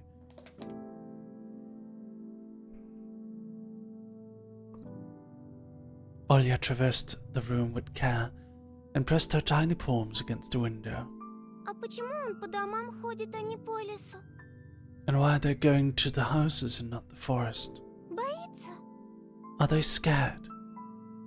The question caught me off guard. Милиционеры ничего не боятся. The police aren't scared of anything. И лес они прочесали. They've already scouted the forest. Yeah, right, flashed in my clouded mind. Did they really check every nook and cranny where darkness, cold, and whispers of icy branches dwell?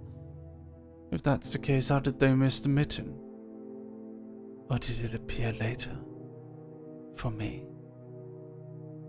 I changed the topic, as if trying to get Olya as far away as possible from the forest thicket. Если я сам найду пропавшего мальчика, нам, может, награду дадут. We may get a reward if I go and find this boy by myself. Кучу всякого, как в поле чудес. A lot of stuff, like in the Wheel of Fortune. Клево же. Sounds cool, right? Olya wasn't listening to me. She was piercing the forest with incredibly adult eyes, uncharacteristic for her. А что, если эта сова его утащила? What if the owl got him? Ерунда. Nonsense. Не может сова поднять человека. An owl won't be able to lift a human. Ну вот что... But you know what? I was picking my words with utmost care. I forced them out of my overexerted brain. Ты в лес не суйся. Мне кажется, он какой-то... Stay away from the forest. I think it's... Как бы сказать... Проклятый, что ли? How should I put it? It's cursed or something. Как в сказке? Just like in the fairy tale. Нет, скорее, как на той страшной кассете, что родители прячут. No, more like in that spooky tape our parents hide from us. Olya shivered and stole a glance at the window. Я видела, как ты убегал. I saw you running away. За тобой кто-то гнался? Someone was chasing you? Нет, просто, чтобы мама не волновалась, спешил домой. No, it's just I was hurrying back home so Mom won't be worried. As I looked at my sister, my heart was tearing apart. She was so fragile. It was so easy to stifle her light. A gust of wind, and her small fire would be gone. Хорошо тебе. You're lucky. Меня вот мама не пускает даже на крыльцо. Mom wouldn't even let me go outside. Как принцесса в башне сижу. Никуда не могу выйти. I'm like a princess in the tower. I can't go anywhere. Так и умру тут от скуки. I'll die from boredom here. Hello, Kai. Не придумывай. You're wrong. От скуки еще никто не умирал. No one's ever died of boredom. У тебя же есть я и мультики, а мама с папой скоро помирятся. And you have me and your cartoons. And Mom and Dad will be good to each other soon. Знаешь, что бы я загадала на следующий день рождения? You know what I would wish for my next birthday? Чтобы родители тоже в детей превратились. И мы бы все вместе играли, как раньше. I'd wish for Mom and Dad to turn into children so we could go and play together like we used to. Ага, а если бы они стали размером с жука, то мы бы их в спичечный коробок посадили. Yeah, and if you'd make them as small as bugs, we could place them into a little box. Olya giggled and tugged at my sleeve. Тоша, пойдем Аладдина смотреть. Tosha, let's go watch Aladdin.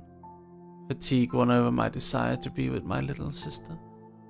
I was washed over by some sort of heinous apathy. Вымотался я. Что-то не хочется. I'm too tired. I don't want to. Ну пойдем. Come on. Мне скучно одной, а мама занята все время. It's so boring alone. And Mom is always busy. Можно выбрать другой мультик, который ты еще не видел. We can pick a cartoon you haven't seen before. Да я все наши кассеты наизусть знаю. I know all our tapes by heart at this point. А вот и не все. Ты Питера Пэна не видел. Not all of them. You haven't watched Peter Pan. Помнишь, ты уснул на середине? Remember how you fell asleep in the middle of it? А там потом такое. Ну пойдем. And so much happens after that.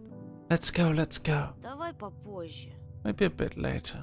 Рассказать тебе, чем все закончилось? Should I tell you how it ends? Утром расскажешь. Let's leave that for tomorrow. Утром не захочу. I won't tell you tomorrow. Придумала. А давай в прятки. I know.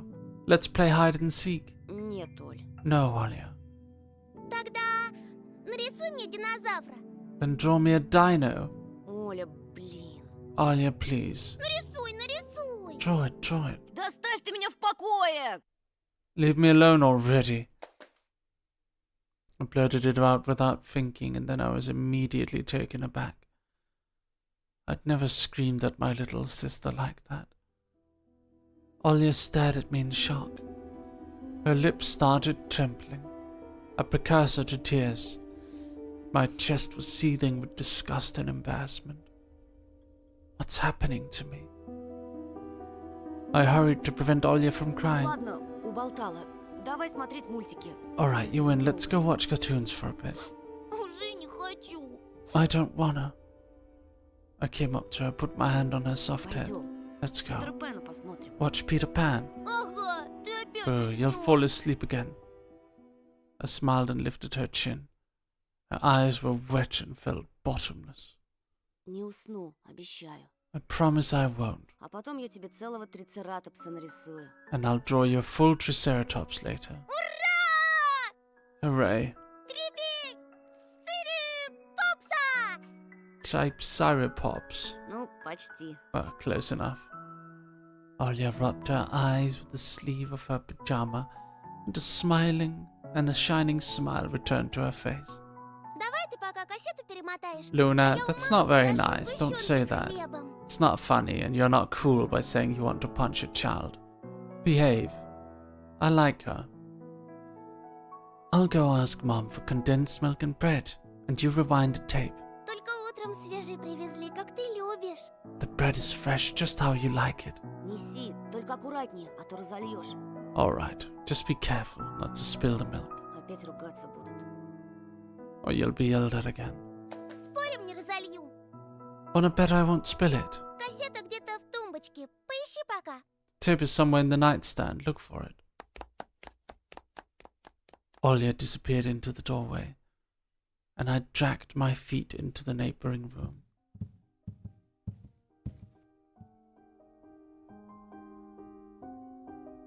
In the nightstand. Olya's countless toys. An old teddy bear is the main attraction here. Olya doesn't sleep without it. And she digs her nose into its fur when she sleeps. A piggy bank. Olya's saving money for a real puppy because Dad said that taking care of him will take a lot of money.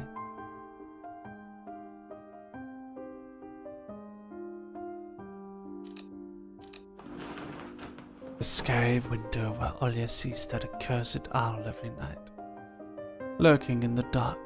Hello, is this the Merryweather from Twitter and Webtoons? Yes. Welcome to your G-Draws. It's me. Olya keeps curtains open during the day, but as soon as the twilight comes, she shuts them tight so she wouldn't see the pair of hungry eyes outside.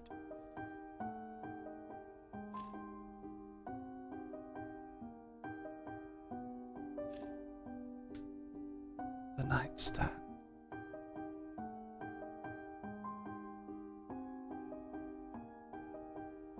Dog.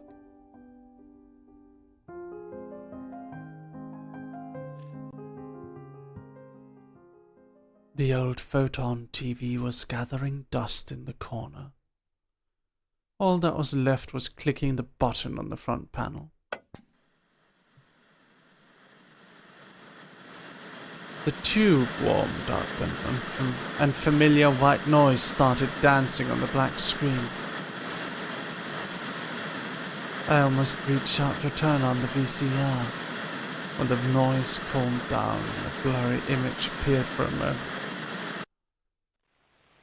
It was a dark tiger forest, just like the one outside my window. The picture split the screen in half. Something creepy resembling human speech was coming out of the speaker. Just a few moments later, the scenery was again overshadowed by noise. Did it catch some rogue signal?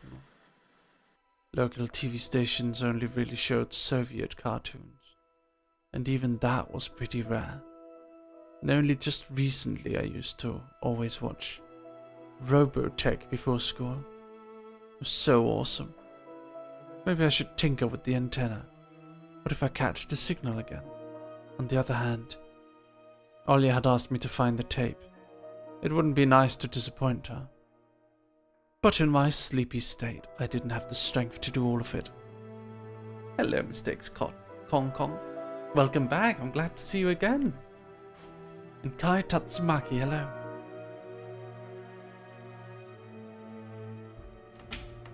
I sifted through the shelves full of dolls and blue hippos from Kinder Surprise. I found the tape I needed thanks to the shabby spine. I got the black rectangle from its box.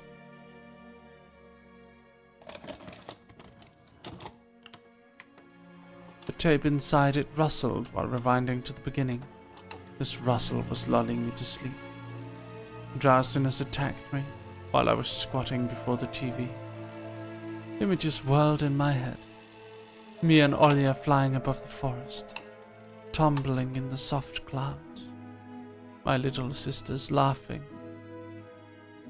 But her smile becomes more and more forced with every passing second. Hello Raiders, welcome. Hello Sushi Dog. Welcome to my stream. How are you today? Welcome. Thank you for joining. My name is Lucius Merryweather. Today we are playing a Russian horror visual novel called Tiny Bunny. Feel free to get comfortable. Everyone go follow Sushi Dog, of course. Everyone, feel free to get comfortable. Enjoy the show. I noticed that the clouds underneath us bearing the bristly pine tops, swampy darkness slurped among the trees. The wings are no longer able to hold us, Anolia. Ты не смотришь без меня? You haven't started without me, have you? My sister brought the tray with an unevenly cut bread and a whole can of condensed milk. I rubbed my eyes. Нет, садись. No, come sit. Мама с папой опять ругаются. Mom and Dad are arguing again. У них сейчас период такой. They're going through tough times. Глупый какой-то период. Rough times are lame.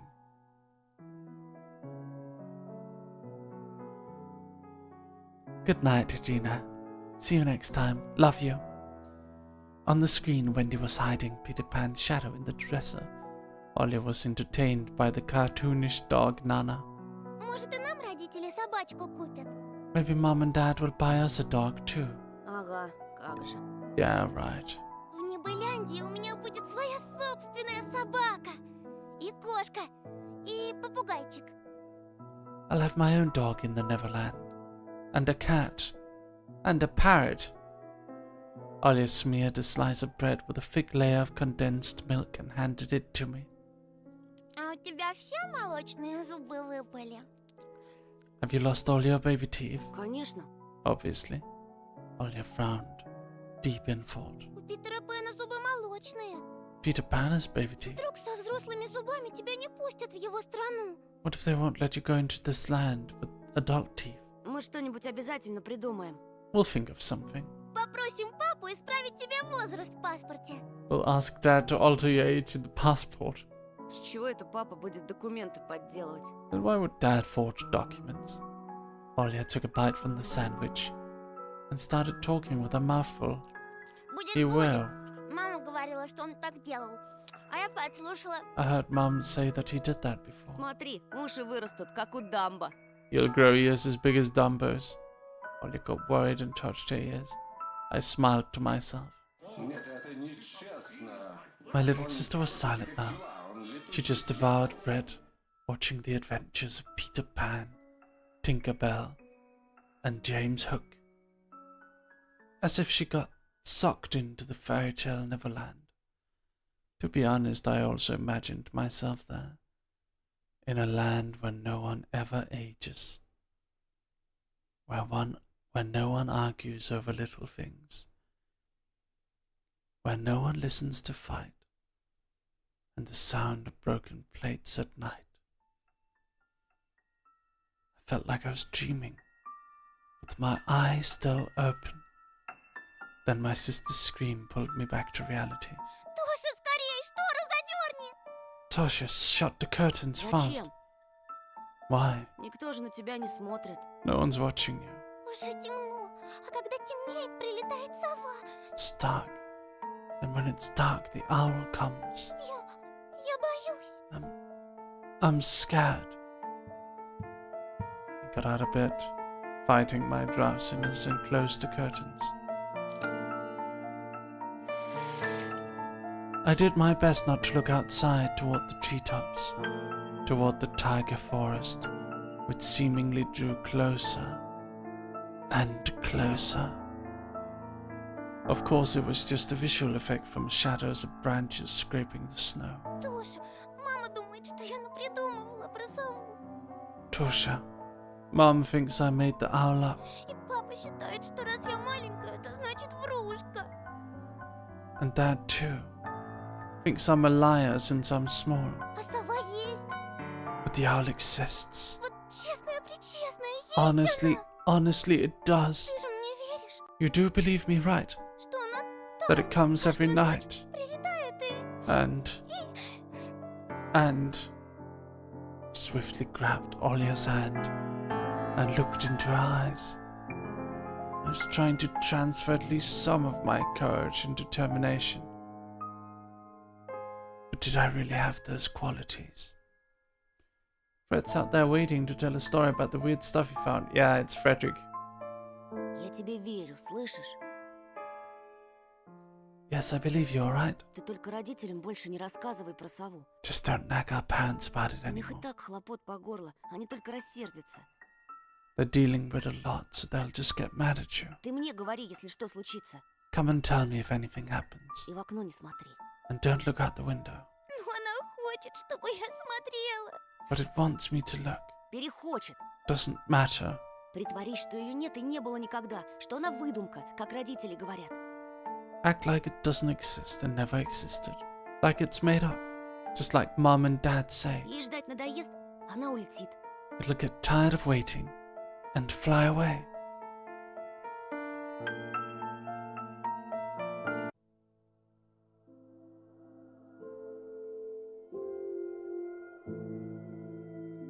We followed Peter Pan's adventures as if nothing had happened. As if the forest didn't kidnap kids. As if our parents weren't tearing each other apart bit by bit.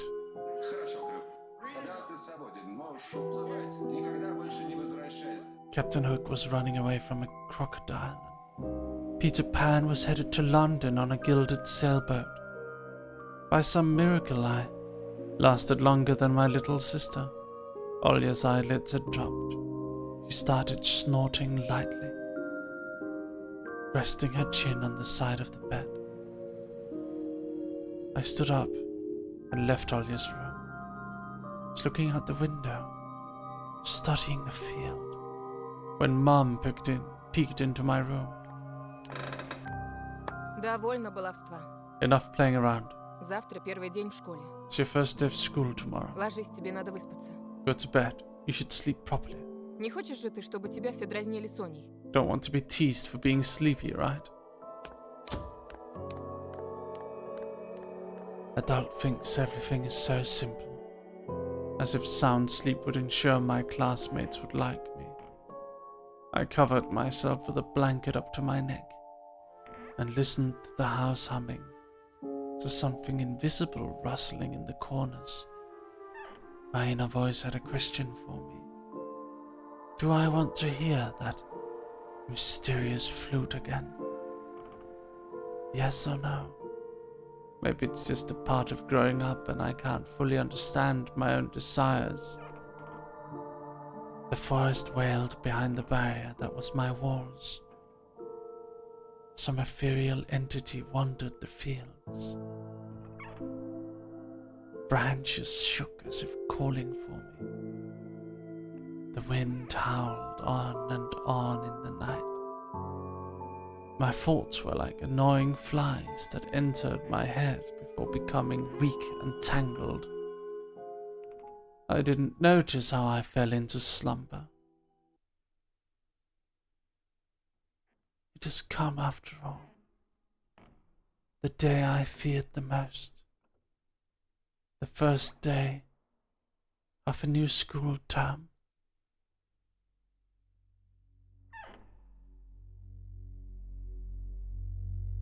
Episode 2. Time to play with you.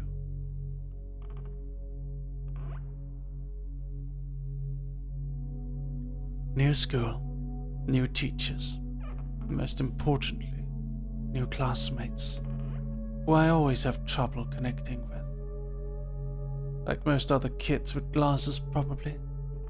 I forced myself to get out of my warm bed. Dad would usually drive me to my old school, but this morning the bedroom of my parents was silent. Did they sleep in? Maybe it was a good thing I didn't want to get daddy's boy reputation from day one. My parents were probably still tucked in, dreaming about the good old days, when everything was simple and easy. Sweet dreams, even if far removed from reality. I silently sneaked out to the first floor so I wouldn't wake up anybody, especially the peacefully sleeping Olya. I did my best to step onto the middle of every floorboard.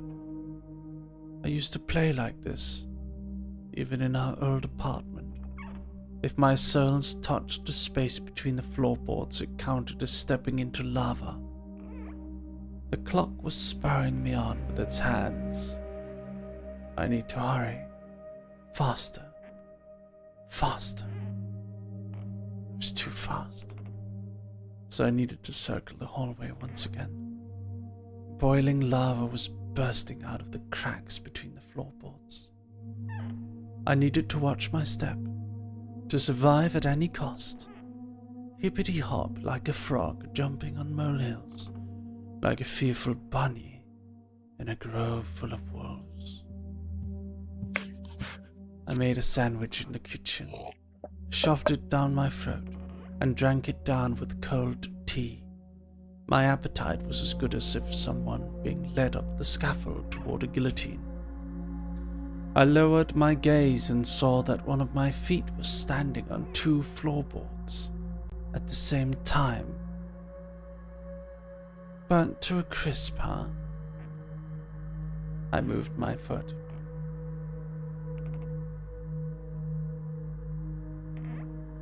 Disgusting little snakes writhed in my belly. The fear of getting hit and being called nasty names. The clock ticked. I need to go. It was dark outside, fitting for an early winter morning. This darkness never fully left the house around here. I took my time tying my shoes, buttoning up my puffy jacket, trying to delay my unpleasant exit into the semi-dark, into the unnerving unknown. I rubbed my glasses for good luck, though I couldn't remember a single time these thick pieces of glass brought me any good fortune. The sky was akin to a giant bruise. On the east side of it, a black cloud was swelling up. It licked up stars from the sky and extinguished the rising sun. The darkness was plastered all over the treetops. The cautious cries of birds got tangled up in the thicket. I locked the front door with a long key that I wore around my neck. My parents made me wear this noose, afraid that I, being a total klutz that I am, could lose the key otherwise. The wind whisked on the other side of the gate. It invited me into my new life, toward dubious adventures, and tagged along, alone, like an old buddy, pushing me in the back. Wide shadows that pines threw out covered a third of the clearing. Upon reaching the edge of the forest, I hid my noose in the coat's collar. I was squeezing through the thin firebreak, my hair ruffled up and my back hunched over. Tall trees stood on both sides of the tiny trail. The snowy blanket rustled under my feet, and the canopy of intertwined branches above my head cut me off from the already sparse starlight. The night had no plans of moving away from the forest. In this darkness, trees reminded me of shaggy old women that smelled of burial earth. Their trunks turned into cracked, wrinkled faces with holes in the middle as their mouths. If I lost focus even for a moment, mold-covered witches would drag me into the forest's depths. Then my parents would be walking around these parts, screaming my name. But the dead can't answer the living. Or can they? A sense of panic was growing in my chest. I was fine with Dad carrying me into the school in his hands by now, if it saved me from watching the darkness rise up in the ravines like black dough. It felt like someone jumped into the bushes behind me, so I turned around. As soon as I started walking faster, I heard the snow squeak behind me. The forest took a deep breath with its giant lungs. The windfall cracked. The wind and the birds were left behind in the field. Now I could only hear the forest creak. I walked, listening closely, and the unseen presence grew stronger, as if someone was following me, trying to match the pace of my footsteps. I turned my head so fast it made my neck crunch. A tiny trail behind me disappeared into the darkness. 3 branches overlapped, forming a natural tunnel. Есть здесь кто? Who's there? The question escaped my lips and dissolved into the unending, creaking sound of the wooden idols of the pines around me. Why did I think going through the forest alone was a good idea? I'm either going mad, or someone had intentionally lured me away from home. Distant lights granted me a smidgen of hope. A country road. I ran there as fast as I could, as if afraid that the trail will shrink. Clawed hands will grip me by the shoulders, turn me around and make me look at the faces of hungry forest denizens. In the end, no one stopped me. I almost fled to the decrepit wooden bridge, disbelieving my luck. The bridge's support bathed in a spring of tarry and ice cold. I put my hands on my knees and looked up at the forest, then snorted, trying to calm my breathing. The thicket was pretending to be asleep. It looked peaceful, lifeless. Hello, Aura. Woof woof to you too, Aura. The remaining parts of my commute lied through a snow-laden road, illuminated by sparse lamplights. I chased away bad thoughts and ran as fast as I could, from one circle of light to another, seeking protection from the electric lamps. Hold on, guys. Let me check something.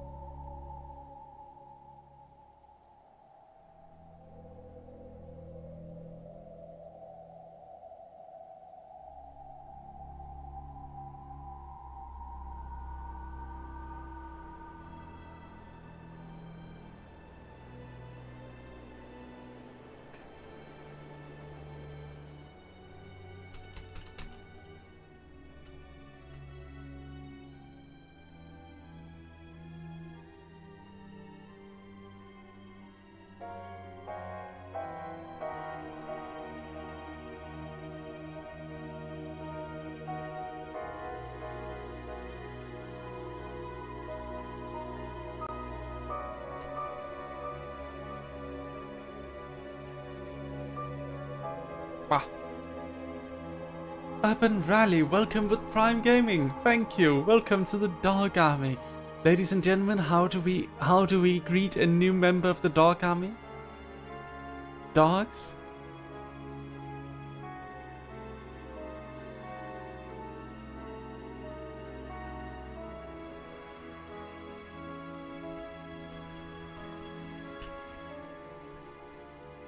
Welcome everyone, welcome.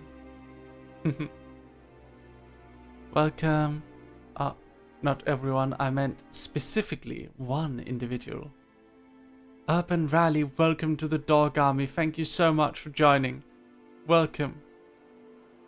Please join our Discord.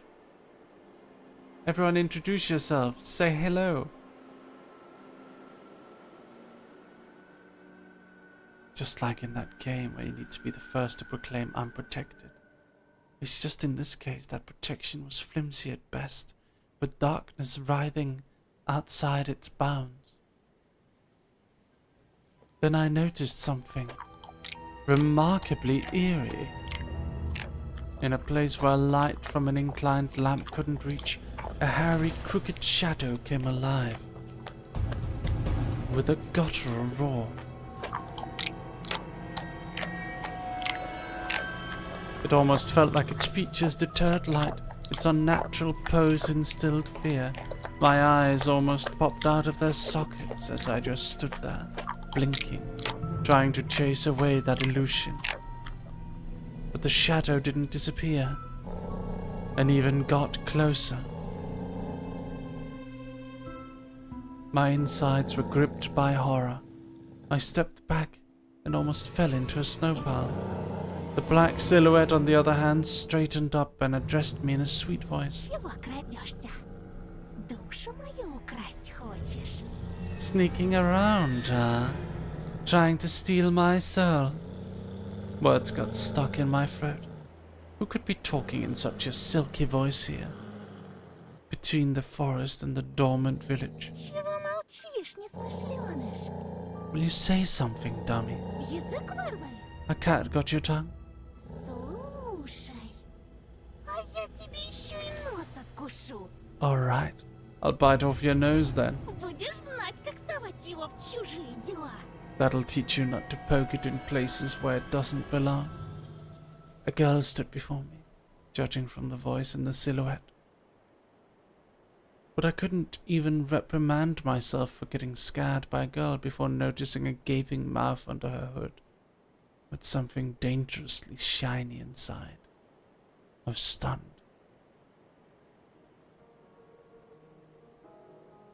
From the cavity of her hood, a frighteningly real fox face was staring straight at me. It's just her jaws weren't moving, and her eyes weren't blinking. Oh no, guys, it's a furry.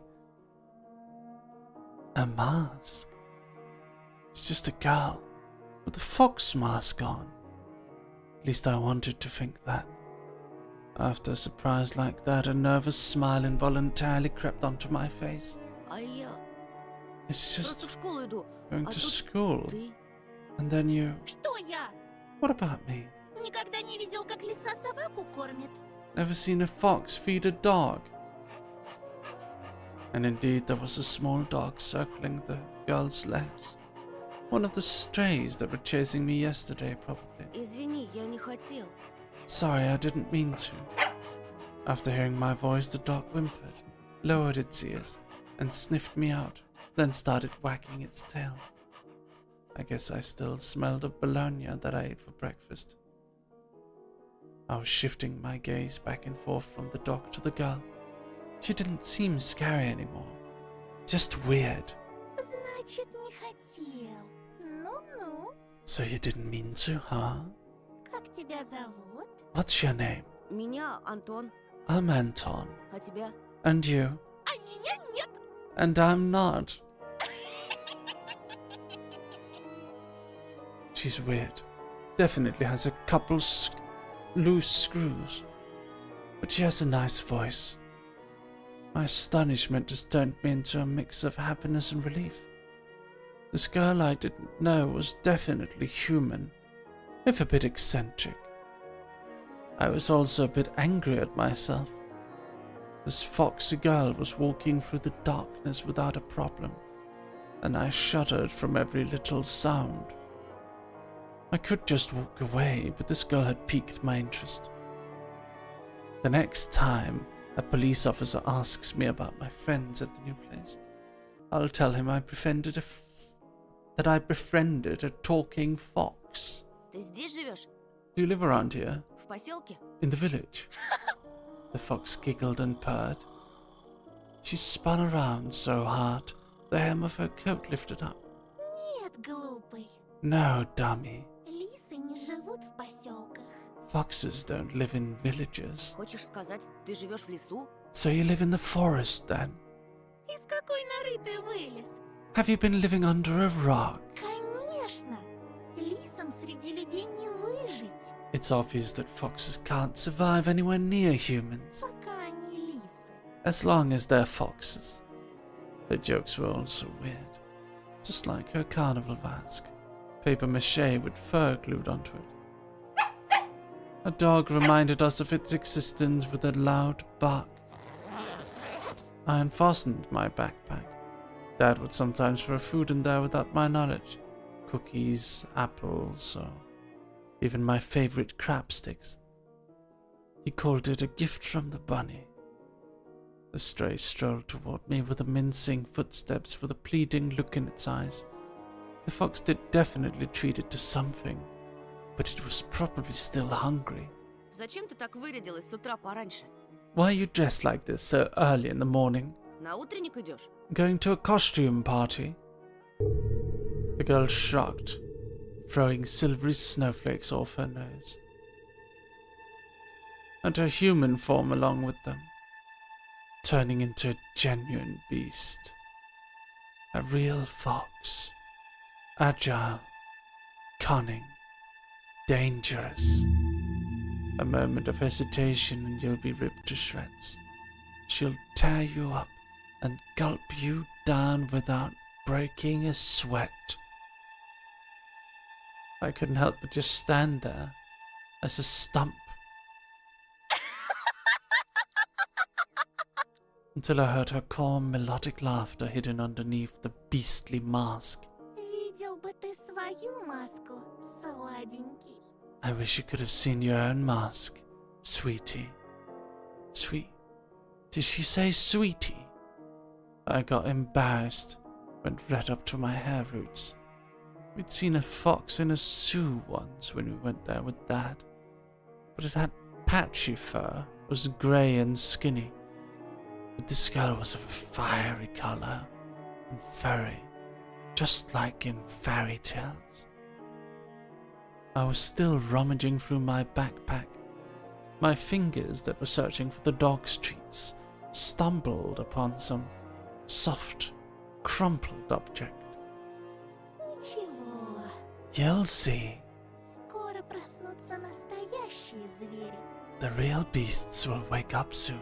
Спроси-ка лучше у них, где они взяли свои человеческие лица.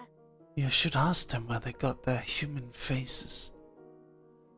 The girl's shadow was dancing in the lamp's light.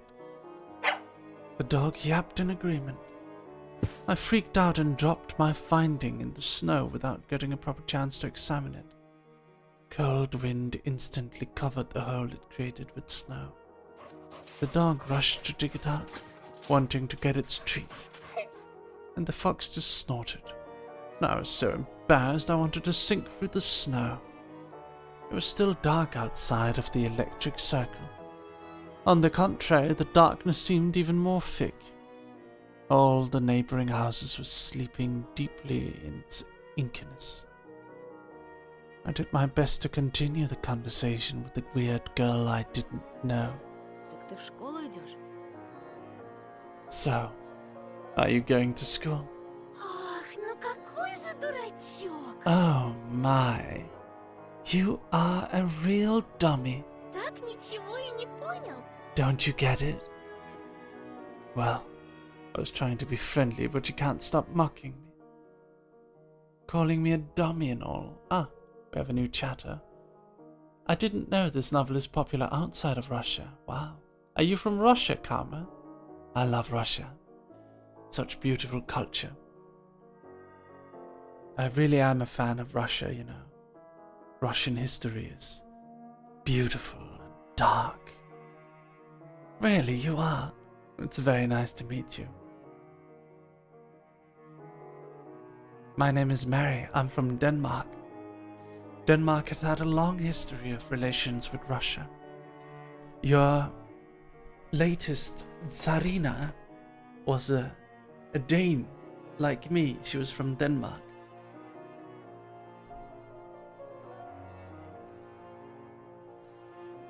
I should have come.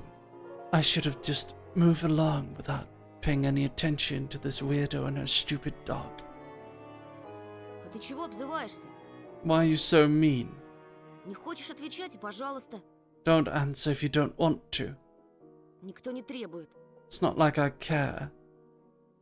Still, something froze me in place, tugged me toward the dark figure. A mysterious appearance, a voice that was velvety and just languid enough. I was intrigued and excited. I watched her as people watch fires burn. Ой, да не дуйся. Oh, stop pouting. Nice to meet you too, sweetie.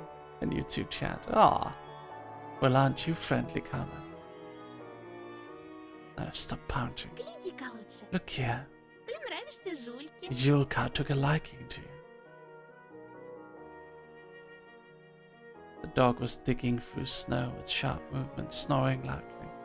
Please don't bring up politics in chat, guys. No politics here. We're in the kingdom of dogs. We're in the kingdom of dogs. The kingdom of... The kingdom of stories. There are no politics here. Okay? It's okay. The dog was digging through snow with sharp movements, snoring loudly.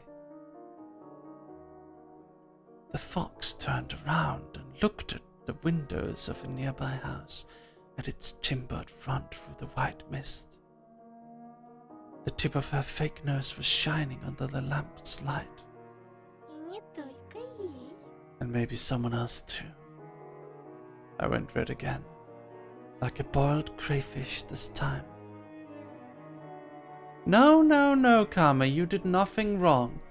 You did nothing wrong. Someone else was bringing up politics and I just corrected them. You are most welcome. It's so nice to meet you. One time I went to the snow festival in Hokkaido in northern Japan. And they always have this... I went there 2 years in a row. And they always have this beautiful little Russian booth run by a Russian family. They sell matryoshka dolls. I've always been fascinated by Russian culture. I even learned a song. Katyusha. Rastvedvali yaploni I grushi. I like it a lot. Yes. Matryoshka doll. Yes. I like the aesthetic very much. Yaplili dumani na trokoi, vychodila na bereg Katyusha, na vysoki derek. Oh, I need to remember it. I'm sorry. It's been a long time since I sang this song.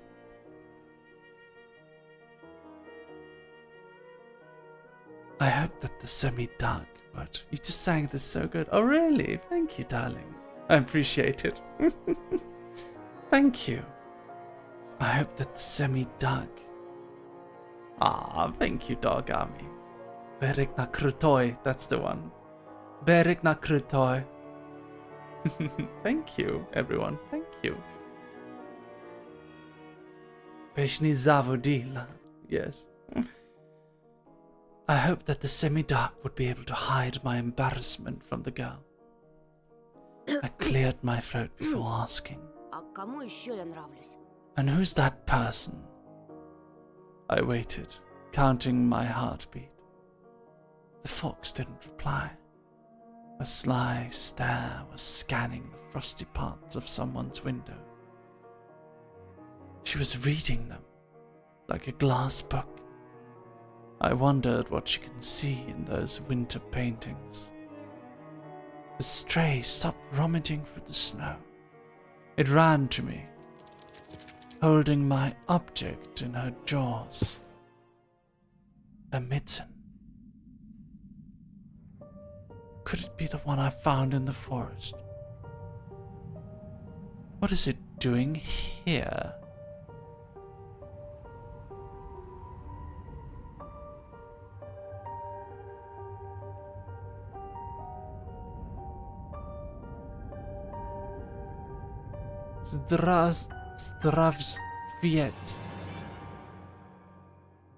Stravstieti.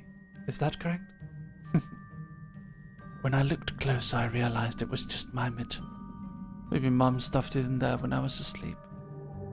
A certain missing boy immediately came to mind. Эй, ты знаешь что-нибудь про Вову? Hey, do you know anything about Vova? I imagined the scene. Silhouettes. Dancing in the clearing.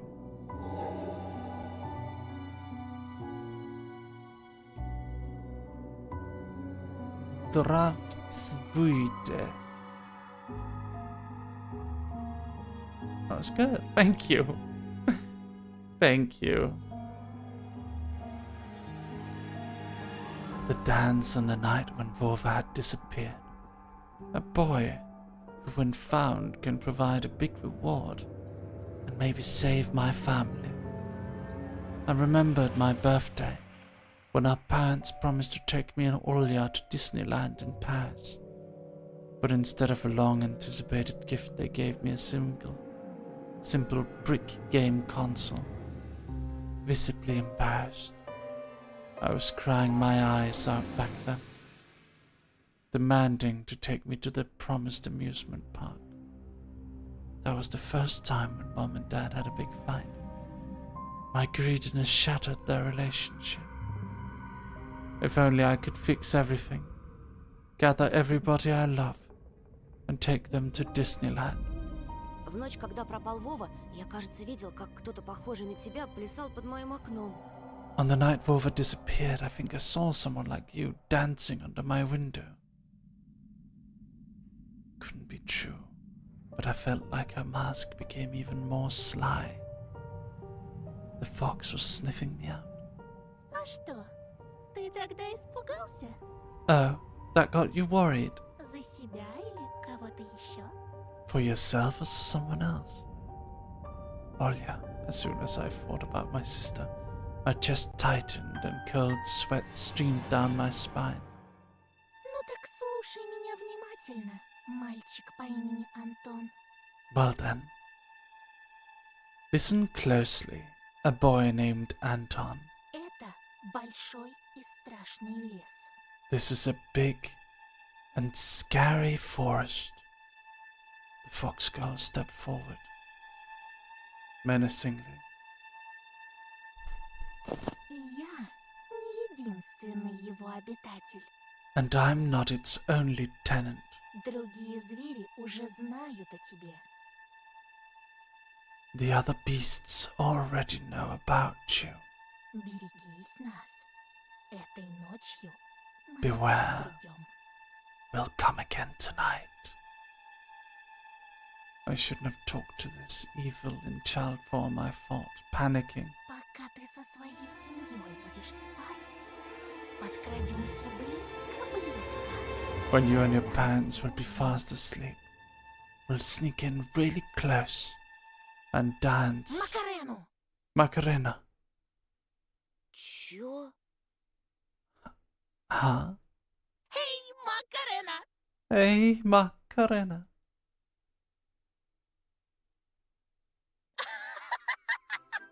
У тебя прямо челюсть отвисла, Антоша! Look at you. Your mouth is agape, Antosha. Видел он меня ночью у своего окна. Ага, как же! He saw me in his window at night. Yeah, right. Ты случаем не местный дурачок, нет? Are you by any chance a dimwit? Меня не отпускают гулять так поздно. Nobody would let me go outside that late. Здесь, знаешь ли, дети пропадают. Children go missing here, you know. I touched the plastic frame of my glasses, puzzled by her silly joke. She got me scared to death. Ой, да не тереби ты окуляры свои. Hey, why don't you stop fondling your glasses? Я раньше тоже близорукой была. I was also nearsighted once. Лучше послушай меня. Может быть, ума наберешься. Listen to me and maybe you'll become smarter. Лисичку как обычно называют? Remember, what do they call foxes? Плутовка? Cunning? My words seemed to hurt her. Ох ты! Hey, Да как ты меня? what did you... Ой, прости. Oh, sorry.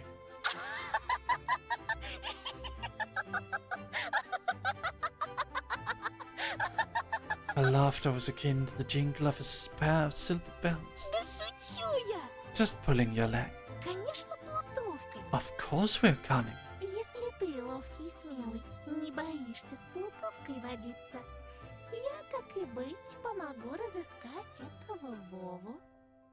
If you're agile and brave enough to befriend a cunning fox, I'll help you look for your Vova.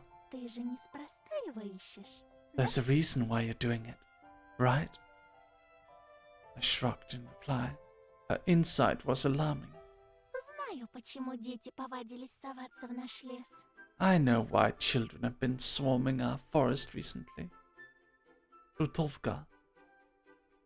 Порой там можно найти много всякого интересного. What does that word mean?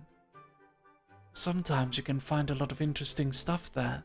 Я вот однажды нашла целый сугроб конфет и купалась в нем, да так что челюсть слиплась.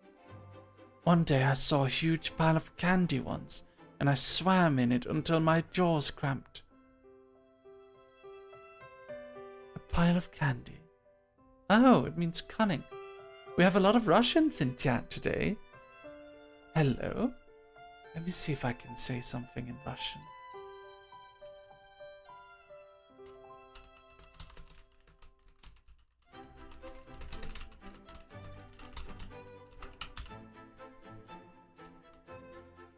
Привет, меня зовут Lucius. Я собака. Приятно познакомиться. Приятно познакомиться. Привет, меня зовут Люциус. Я собака. Приятно познакомиться. Приятно познакомиться.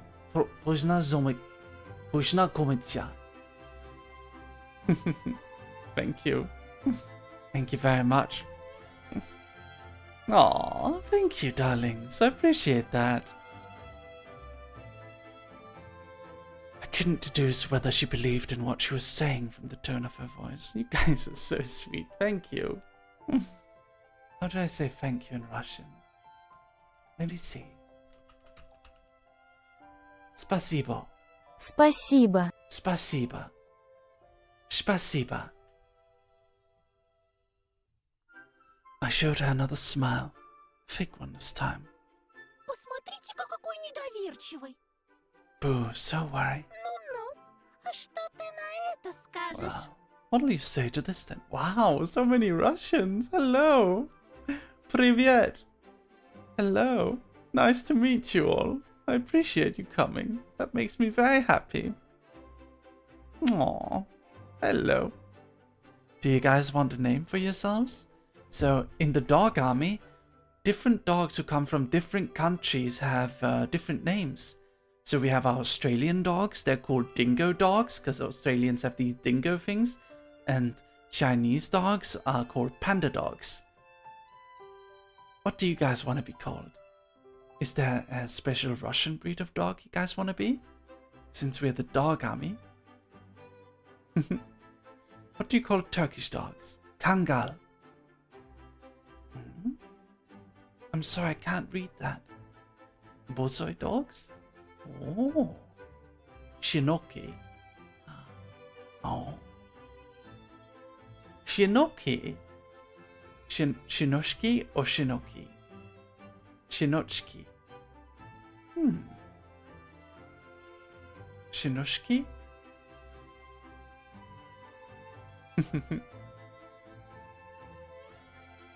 Off. Shinoshki.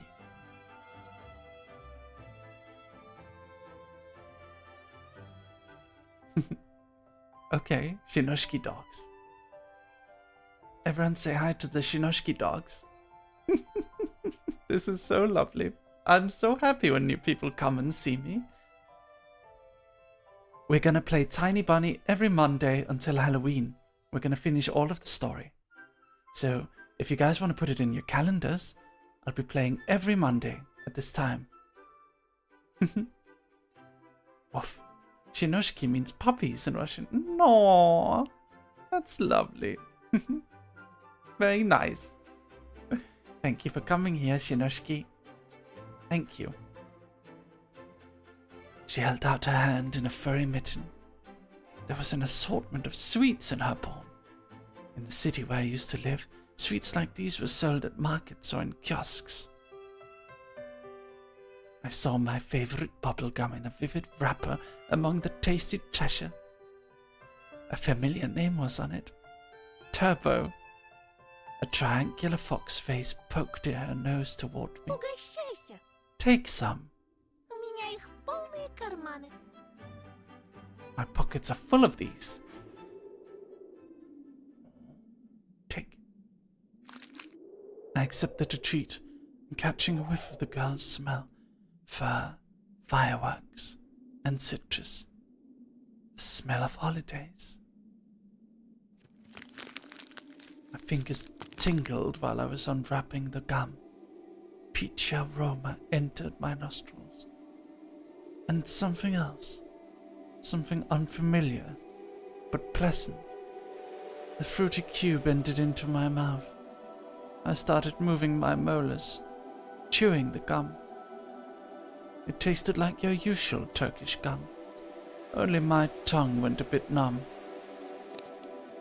Couldn't believe my luck after opening the insert. I looked at a Mercedes-Benz. An extremely rare and hence desirable collector's item for any boy in my previous neighborhood. My heart skipped a beat. I was barely able to tear my eyes off the insert, still stunned. This is... Теперь понял, что можно найти в лесу? Now do you see what can be found in the forest? Только на твоем месте я бы туда в одиночку не ходила. Still, I wouldn't go there alone if I were you. Тебе вон от жвачки в забу дыханье сперло. You get so flustered over simple bubblegum after all. А представляешь, что с тобой будет, если найдешь чемодан таких фантиков? Imagine what would happen if you find a travel case worth of these. Голову напрочь снесет. It'll surely blow your mind. Unusual treats. Just like everything else about her.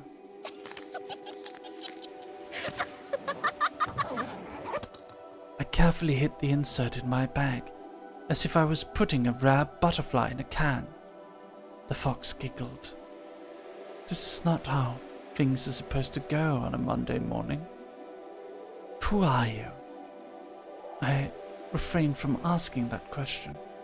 She wouldn't answer anyway. Or she'll just lie.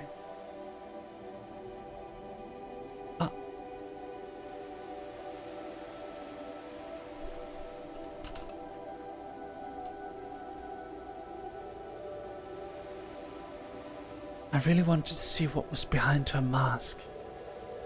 I was becoming more and more sure that underneath it wasn't just a simple young girl. Может, Вова тоже нашел сугроб сладостей и теперь кувыркается в нем? What if Vova also found a snow pile with sweets and is now rolling in it? Слушай, вдруг он решил остаться в лесу? Actually, what if he decided to stay in the forest? This is a visual novel called Tiny Bunny. It is illustrated and written by a very masterful artist that I like. Тогда, наверное, ему очень холодно в одной варежке. He must be so cold without his second mitten then. The wind caught her words like a smoke from a fire and carried them deep into the darkness, into the creepy thicket. The trees behind me creaked with their bony branches. Или с ним что-то случилось в пути. What if something happened to him along the way? Что-то страшное. Something terrible. The forest reacted to her words, became alive. It sniffed me out, perking up its ears, just like a curious beast. The fox girl pierced me with her eyes again. Дикие звери? Wild beasts. Это, по-твоему, страшно? You find that scary? Ну, не знаю. Well, I don't know. Не знает. He doesn't know. Уж не с двоечником ли я подружилась? Oh my. Have I befriended a dunce? I didn't like being called a dunce, yet being friends with her sounded nice. Я хорошист. My grades are good. Бел да пушист. Really now. Пойдешь со мной, хорошист Антон? Will you come with me, good grades Anton? Yoni, they talk like me when I don't want to talk. Найдем твоего Вову и сам его спросишь, что он нашел в этой пуще.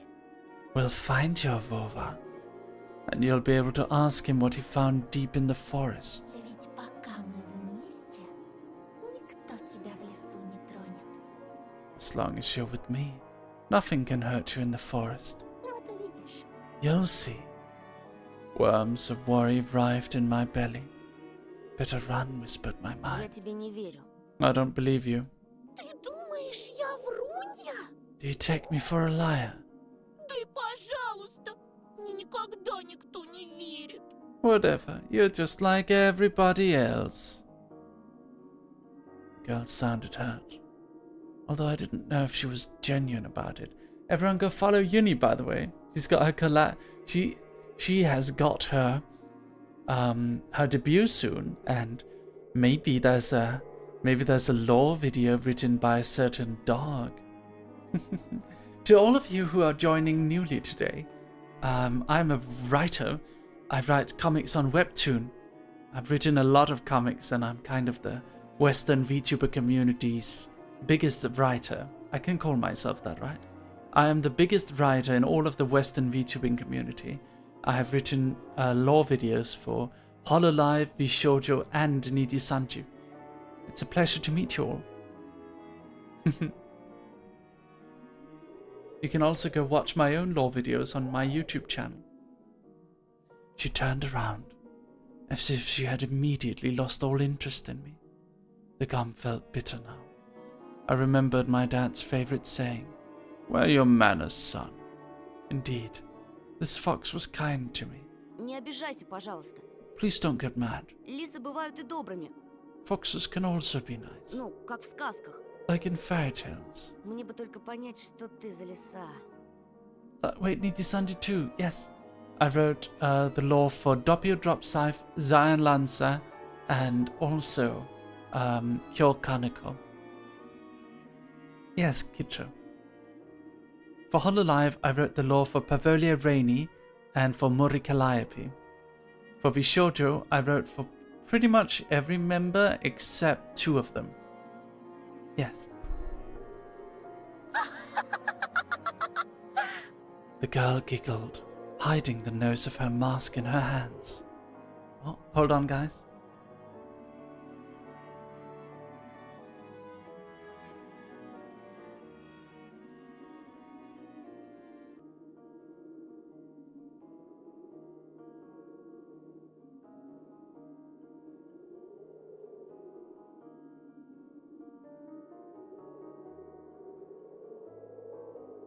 Someone called me and said something weird, and then he hung up.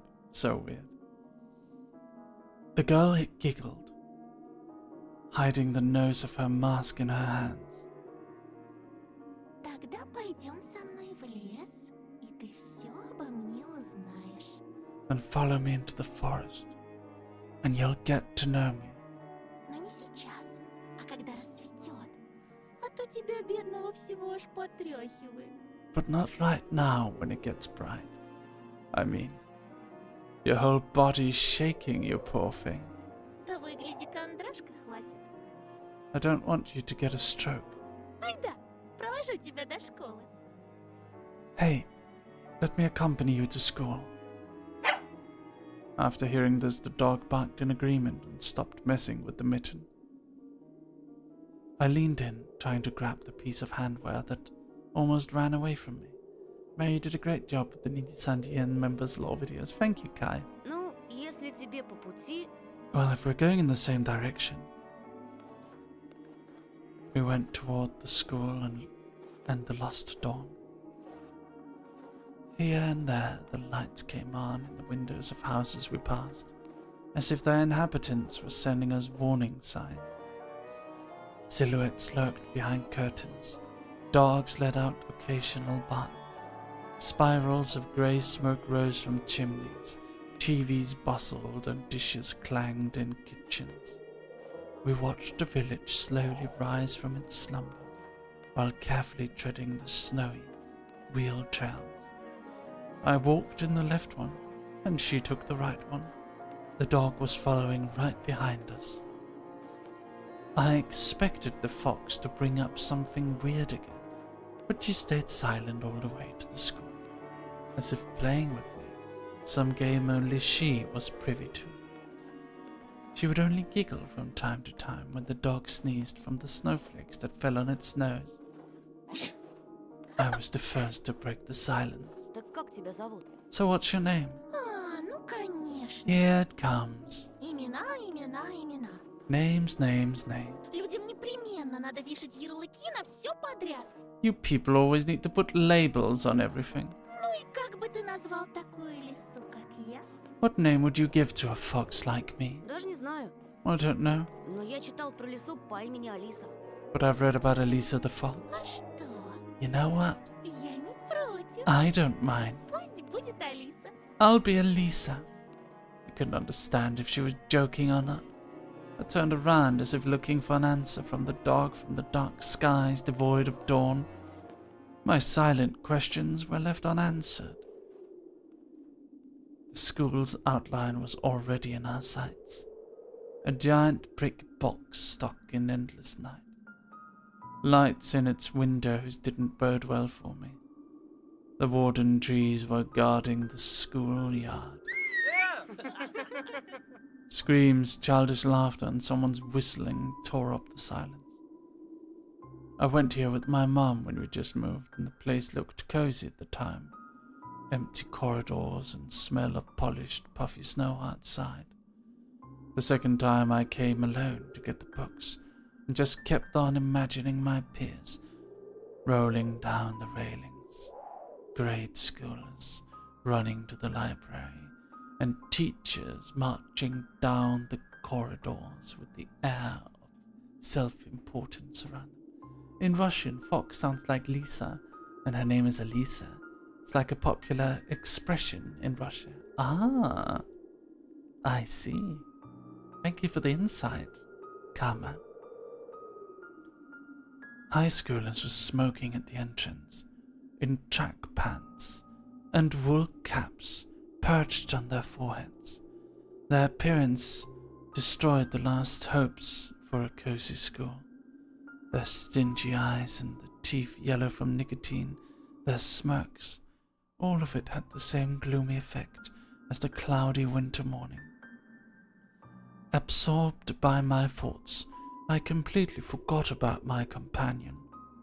После уроков жду тебя на заднем дворе, I'll wait for you at the backyard after school, возле повешенного. near the hanged man. Возле кого? Near what? She just ignored my question. Не опаздывай. Don't be late. I hesitated. Tanya. Or Tasha. I'm not sure I can read those letters properly. Ah, Suzuhyo, thank you for the 10 tier 2 subs. Thank you very much, Suzuhyo. That's very kind of you. Thank you. Everyone, congratulations. You all just got tier 2 subs. Thank you. Let's see who got a sub, shall we? Congratulations to Icy Keira, Jordan Joel, Caillou Lotus, Mobius, Okashi American Girl, Geo Lounge, Lady Lazuli, DM, Matthias, and Idiocy. Thank you very much. Tanya in English means mysterious.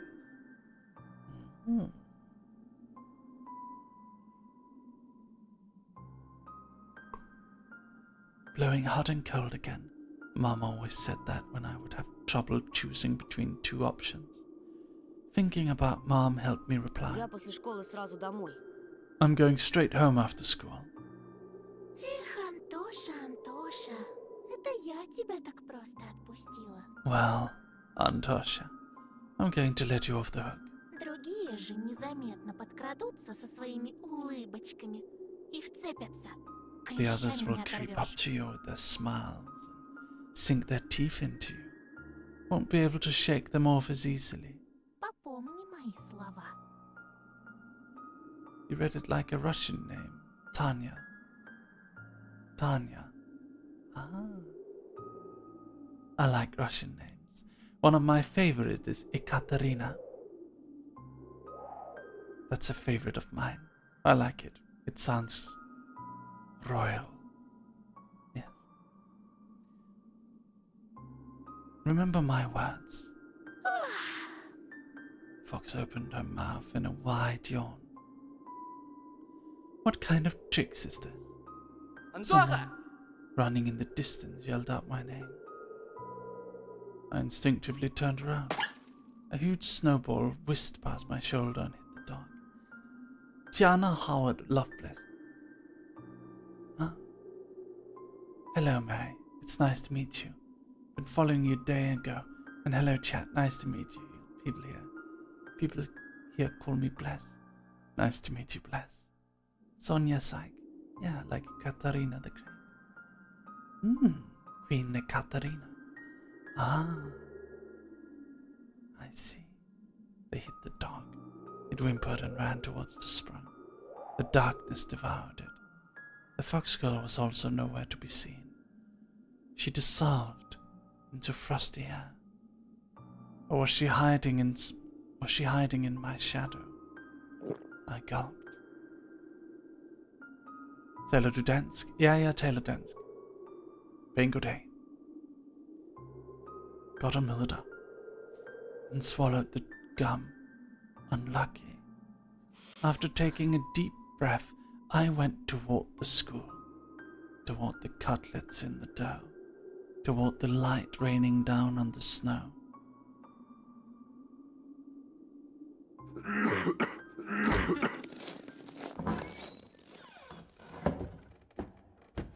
I could hear muffled voices behind the doors.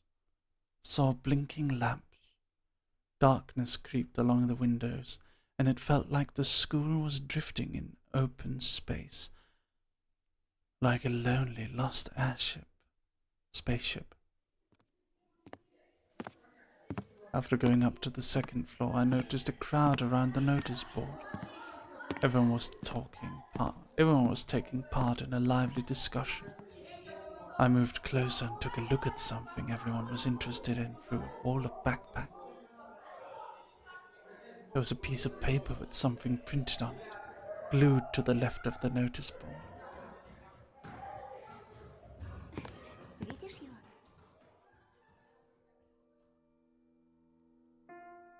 Vova Matjukin, 10 years old, grateful bee, left us home on January the 5th, around 4 p.m. Never returned. Last seen at the bridge over at Smorodina River. He was wearing an orange coat with a hood, a black wool cap, a scarf and mittens with green stripes. Might have had a plastic toy gun on him. Child missing, Vova Machukin, that was his name. 4th grader. The grainy print Vova looked dead, with a black mouth and dark, empty eye sockets. Could it be that the darkness dwelling deep in the forest invaded his pores and mutilated his face? A plastic toy gun couldn't protect him from the whispering branches and the howling wind. Empty eyes of the lost boy pierced through my soul, as if pleading. Unable to meet his stare, I turned around and rushed to the window. Took a seat on the windowsill. The corridor was slowly filling up with children, in groups of few. Nobody paid me any mind. In the darkness of school, toilets, child voices were hammering in nursery room. Для медведя, для лисы, зайчик кушать принеси. I turned my head towards them, trying to get a better look at their features, but then my attention was stolen by a loud clicking voice. A female teacher marched down the corridor with her chin raised up high. Her heels were hitting the floor like miniature hooves. A girl was trailing her every step. She was also looking pompous, stopping along the way, whispering some secret in her friend's ears. She was probably a class rep, since she was carrying an attendance registry book. Екатерина, возьми, пожалуйста. Ekaterina! We just talked about that name. Ekaterina, take this, please.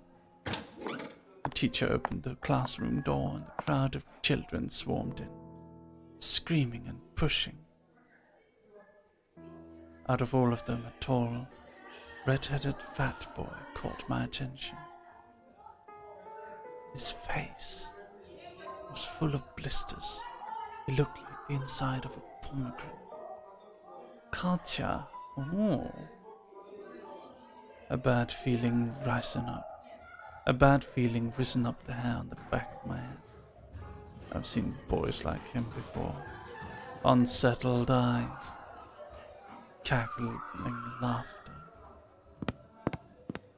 The boy was a smaller copy of the teacher warned. The girl who was a smaller copy of the teacher warned the boy with a wave of her hand and entered the room through the clearing in the crowd. Some other guy stood in the way of the crowd, and the redhead immediately shoved him. Move your legs, moron. Hello, Sonia. Nice to meet you. Ah, Nebula, thank you for the follow. Ladies and gentlemen, remember to click the follow button. We are almost at the 200 follower goal for the day. Then you'll also be able to come watch me more. We play a lot of story games on this stream. It would make me very happy if all of the new viewers coming today would stay and watch. I won't stream tomorrow, but I'll stream on Wednesday. The boy flew head first, flailing his hands, trying to keep his balance. The fatso burst out laughing, and a couple of kids joined his nasty cackling. Their laughter sounded like someone was snipping with huge garden scissors.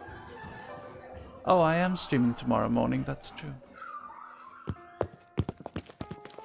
The classroom sucked all of the kids in. The corridor stood empty. I wanted to grow roots and stay on the windowsill.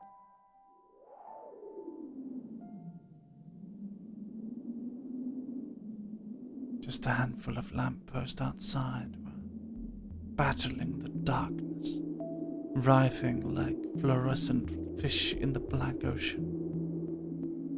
Maybe I can still run away, go outside, dissolve in the dark.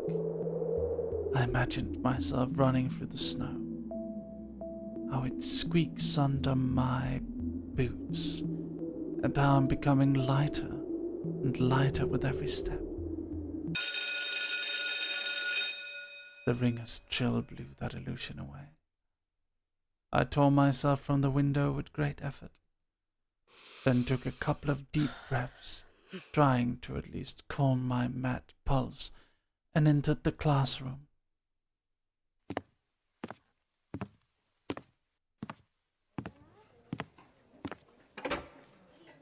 The prim teacher looked at me over the frame of her glasses, clearly annoyed.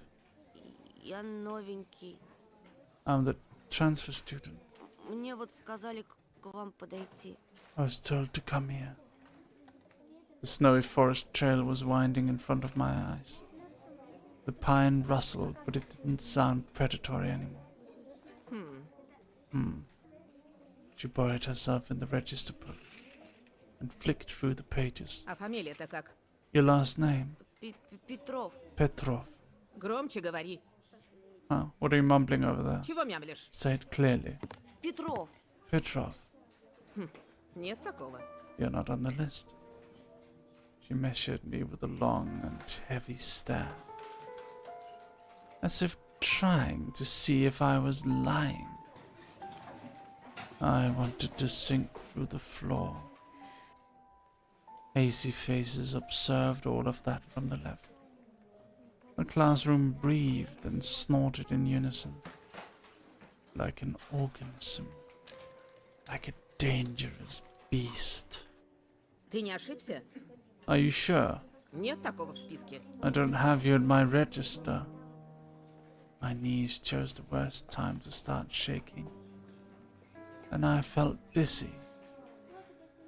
I clutched my fists so hard My knuckles became white. Мне сказали, 204 кабинет, Лилия Павловна, 6 В. They told me to come to the classroom 204 to ask for Lilia Pavlovna, class 6C.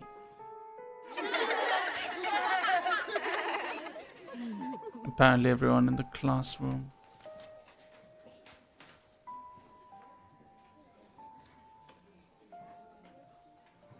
Rat, this isn't the place for politics, please. Is it just me or does the blonde guy look like Draco Malfoy to me? Really? Hello, Black Tigra, welcome. Apparently everyone in the classroom took my words for some sort of joke because they were all laughing. Что за бардак? What's wrong with this school? The classroom felt silent. The kids hid their smirks for a better occasion. Понаберут студентов. Why do we hire so many interns? Только знают, что губяки свои малевать. А я разгребай, значит. They all know how to put lipstick all over their bulging lips, but when it comes to real problems, I have to solve everything. А бумаги-то кто заполнять будет? Не первый раз ведь уже.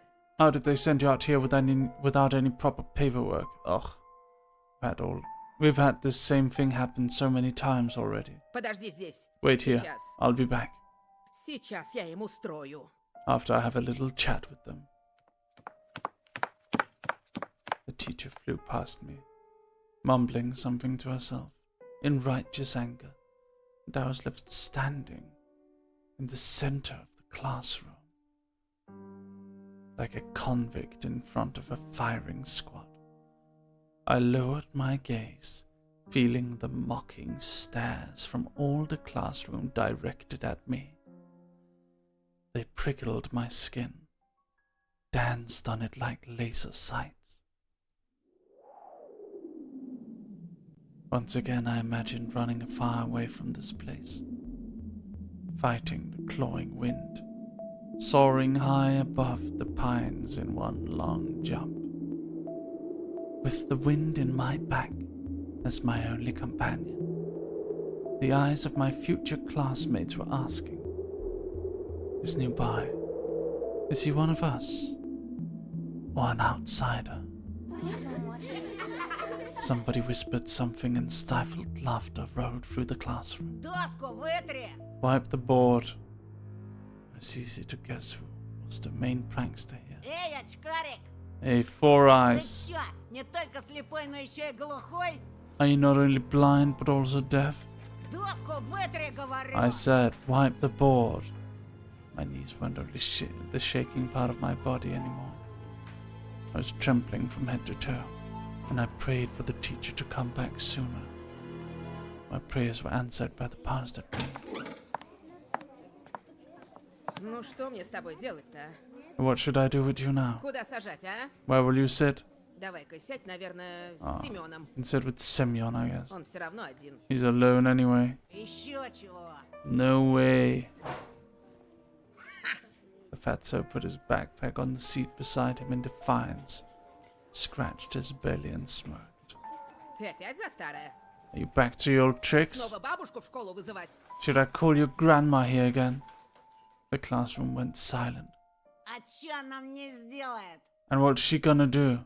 Не она, так я тебе сделаю. I'll be the one to do something if she doesn't. Рюкзак убрал быстро. Put away your backpack now. Semyon didn't move a muscle. He started studying the portraits of writers on the wall, looking bored. I needed to do something.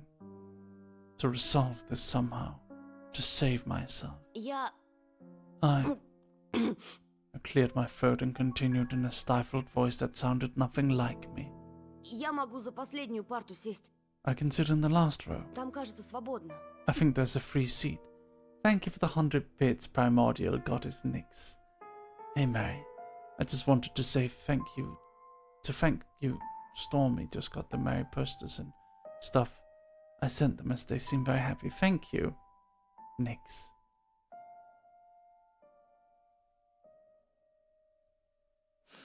Teacher snorted loudly. She looked at me, then Semyon, then back to me. Ладно, садись пока туда. Fine, go there now. А с тобой, And бабуль, you, мы Baburin, еще поговорим. I'll have a talk with you later. Чтобы подошел после уроков. Come to me after class. Будешь по классу дежурить, ясно? You'll be on cleaning duty, got it? Semyon forced out a twisted smirk. Juicy pimples were growing on the tip of his nose, ripe for taking. I walked carefully, afraid to stumble and fall, causing another outburst of laughter from everyone. I took my seat at the back, at the last table, where I was met with a pile of old posters. The outcasts took their seats, and the class was ready to start. Вот и хорошо. Начнем урок. Now this is settled, let's start the class. Тема. Традиции русской и мировой литературы в рассказе Зощенко «Не надо врать». Today's theme is traditions of Russian and international literature and Zosyenko's Don't Lie. The fatso turned back to me. His stare informed me of the coming days, weeks, and months of bullying. Got my eyes on you, said his watery look.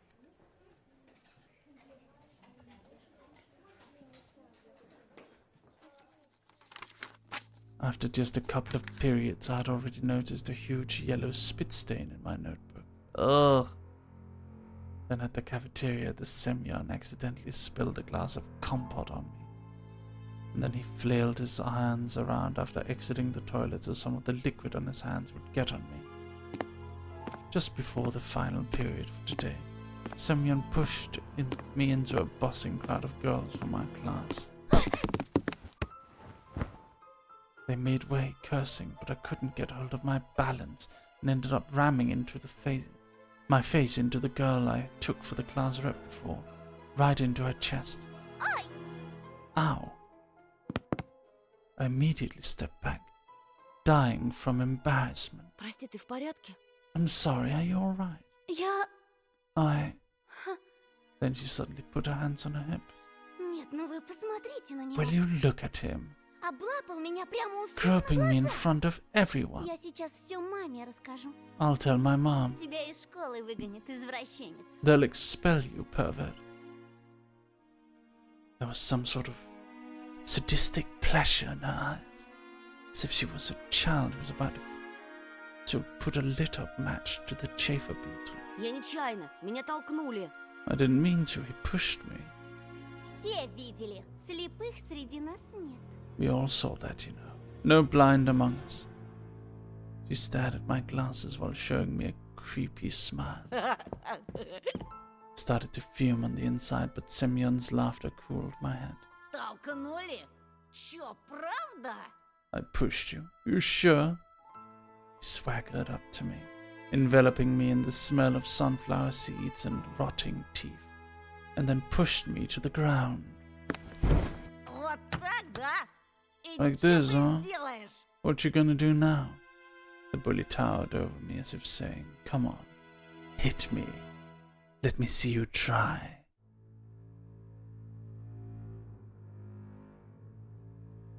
What do we do, dog army? We fight back, right? Слушай, ты... Listen, you. My throat went dry and my lips were moving on their own, and my voice was akin to a stifled squeal. Semyon wore a mocking smile. Давай, давай, продолжай, очкарик. Go on, Four Eyes. Чё примолк-то? Where did you stop? Нам всем очень интересно. We're all waiting. Если еще хоть раз меня тронешь... If you ever touch me again. Semyon slowly stuck out a finger and poked my forehead. Натронул, и чё? I did, so what? Еще хоть раз! If you ever do it again. Тронул. Here. А вот еще. Once more. И еще. And again. И еще. And again. И еще. And again. He was poking me with his finger so hard my head tilted backward. I must not cry. I'll be done for. Чё ты мне сделаешь, мямля? What will a wimp like you do to me? My vision went blurry. My soles tore from the ground. I rushed forward and threw a random punch without looking.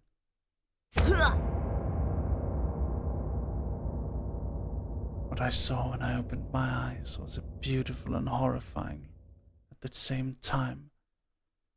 Semyon was holding his ear and blinking in amazement. Was I the first person to rebel against his absolute rule? Стопэ! I needed to run, but I was already surrounded by his cronies. Лилия Павловна! Lilia Pavlovna. Лилия Павловна! Петров Бабурина ударил! Petrov just hit Baburin. Semyon's cheeks grew even redder, and his pimples even whiter, like the heads of larvae. But a smile flashed on his face that was only noticed among his comrades. He got really close to me. The smell of rotten teeth washed over me. Тебе You пиздец. are fucking done. His voice was evil and dangerous, like someone tore off the lid from a kettle with boiling fat. I was waiting to get hit, counting the thumps of my heart and guessing where his fist will go. The solar plexus, the jaw, the nose. But he just turned around and walked off. A thought. Cold and somber and extremely rational popped into my head. I'm going to get killed today. I was late to leave the school after classes on purpose. Semyon didn't attend the last period, so I was hopeful. What if he decided to dodge the cleaning duty and ran home forgetting all about me? I heaved a sigh of relief, like someone on death row whose execution was delayed by a day. Hello, Abdi. But I didn't let myself forget his tone, his vengeful gaze, and his scary, electrified smile. While the other students were leaving the school, laughing loudly, I was pretending to skim through my books near a window. I was staring outside, nervous. Semyon was nowhere to be found in the front yard or near the school gate. I didn't really believe I was this lucky, so I decided to be extra cautious and stayed for some more time in the corridor. I was gradually getting less crowded. All of the bustle moved to the first floor. There was a skeleton peeking out of the biology classroom. Some jokesters put a cap with the American condor on its head. The sound of running water were coming from the bathroom. I was the only person left in the whole school. I'm not alone, a sudden thought came to mind. I remembered the missing boy. His portrait was on the notice board near the schedule. I remembered his smile, him looking at me, and the fact that he's most likely already dead. Привет. Hello. I shuddered and turned around.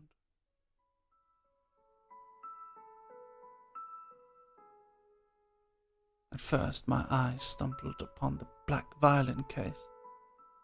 Then I noticed a girl from my class was holding it. She sat in the first row of the second column. I could swear I caught her looking at me a couple of times, and I was sneaking glances at her myself. Sometimes just feels nice to look at something pretty.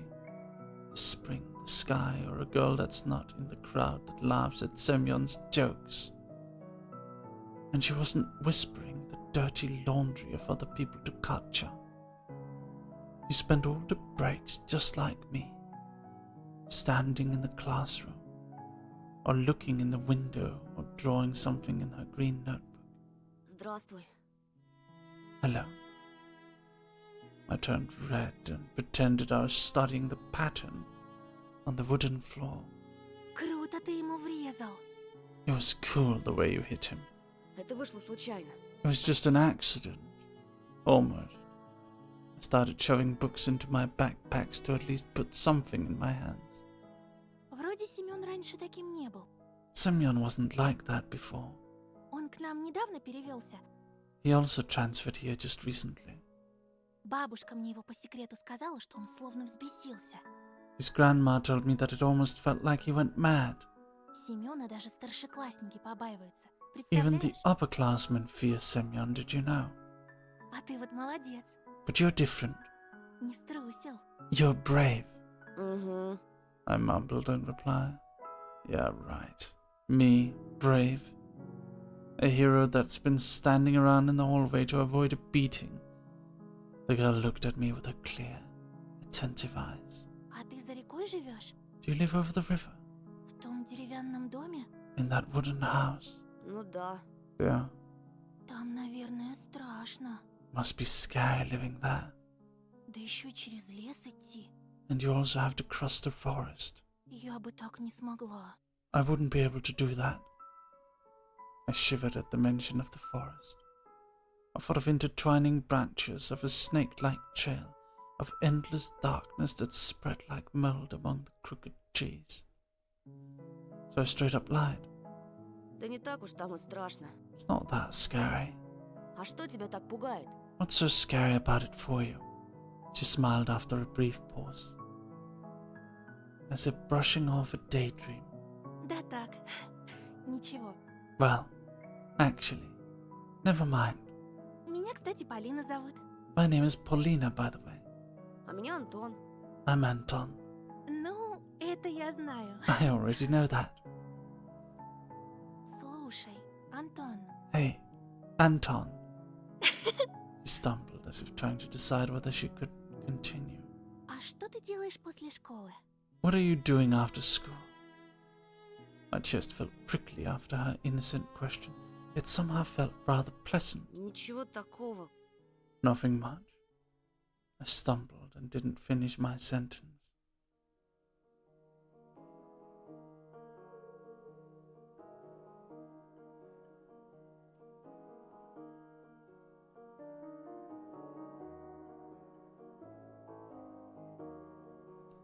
Elisa's predatory smile flashed in front of my eyes. Her playful eyes in the slits of the mask were probably just a product of my imagination, though.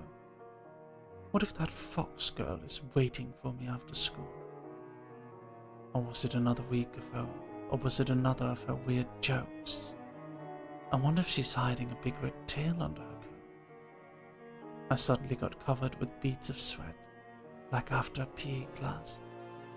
I wanted to take a shower, as if just thinking of the foxy girl made me dirty, soiled my clothes, lured me into the forest's embrace. У меня сейчас занятие, скрипка. I have a violin lesson, and then I'll be free. Дедушка мне репетитора нанял. My grandpa hired me a private tutor. Наш учитель музыки, он же скрипач. А здесь, в поселке, ему некому преподавать. Our music teacher is a violinist, and he doesn't have anyone to teach here except for me. She waved her hand in the air, imitating the movements of a bow on the violin strings. I could almost hear the music. It chased Elisa out of my head. I looked at Paulina's lips, catching her every word, and was frozen from the unusual sensations. They were warm, soothing, and tingling. Felt like I was very small, and the feelings were immense, and they couldn't fit inside me. Тут говорят, что у нас в поселке маньяк завелся.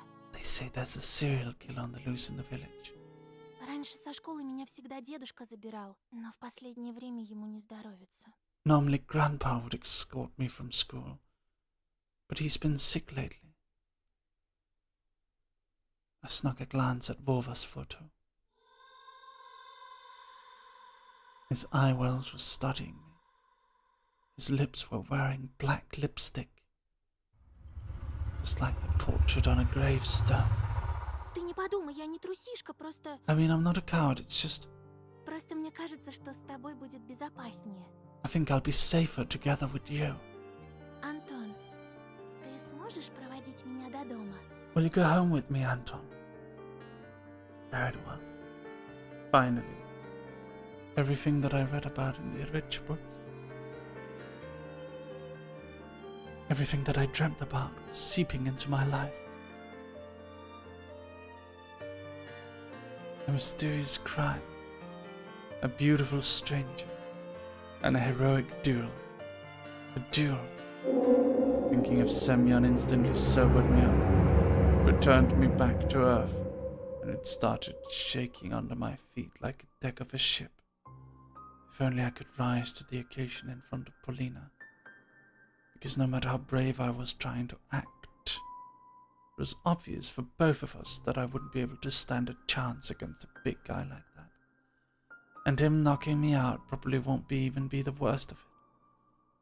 The worst part is that Polina will see all of it, and she'll laugh at me, like everybody else. No, I don't need anybody to see me in such a shameful state. Сегодня вряд ли получится. I doubt I'll be able to today. Ты же знаешь, Семен, скорее всего, караулит на школьном дворе. You know, Semyon's waiting for me outside. Лучше мне с ним разобраться лично, по-мужски. I need to deal with him one-on-one, like a man. Глупости какие. Nonsense. Polina brushed off some of her hair from her forehead, and I sensed a weak aroma of blackberry. Polina was like water. When you were thirsty, you gulp it down and still wanted more. I remembered the summer evenings at the country house, the fire's pungent smoke, the berries hanging over our fence from the neighbors, and a soft cover of pine needles under my shoes. Those few peaceful days when I felt completely safe. My mom resting in the hammock, my dad putting meat on the skewer.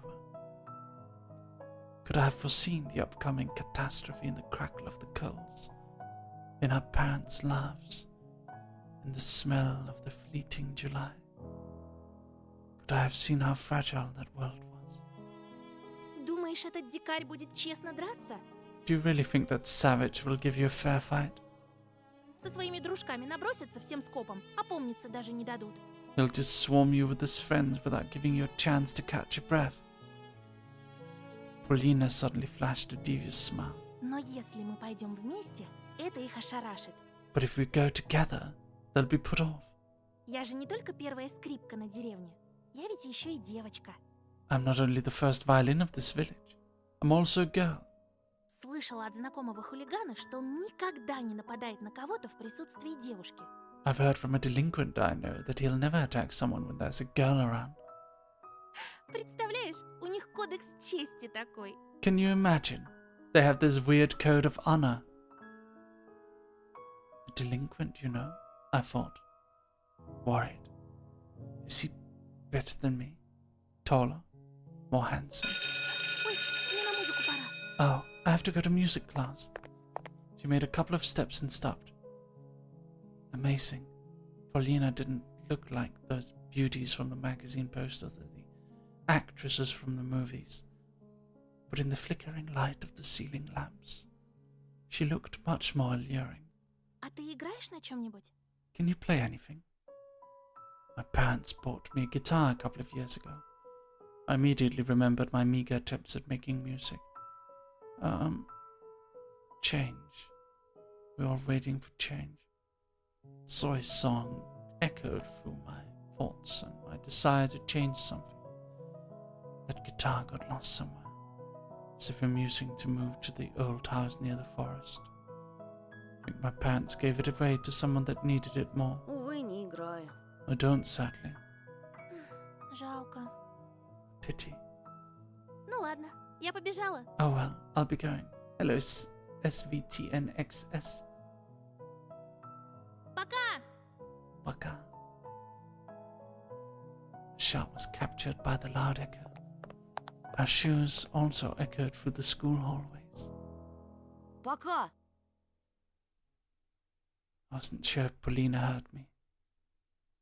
Ah, we had 200 followers. Thank you, everyone. Thank you very much. I looked out the window again. The schoolyard was empty. Just a couple of grade schoolers throwing snowballs at each other. Nobody who looked like the hulking Semyon with his cronies. This was giving me hope. What should I do?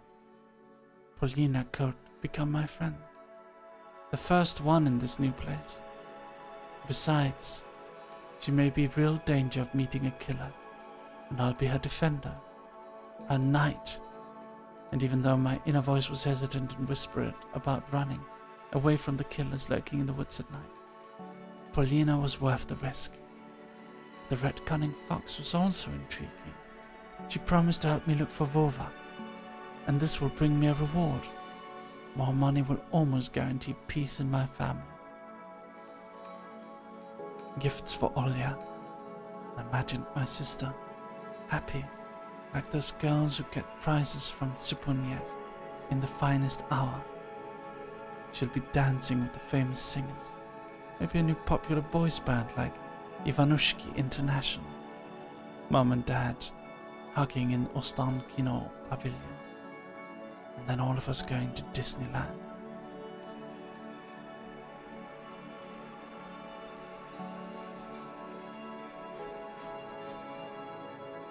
Paulina or Alisa? I love your accent. Thank you. We need to say it.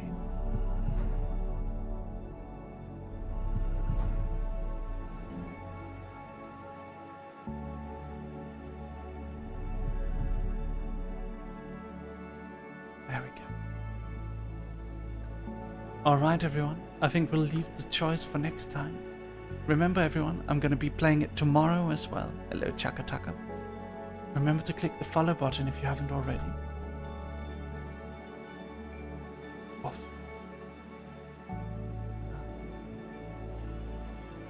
I guess Alfilde isn't streaming today.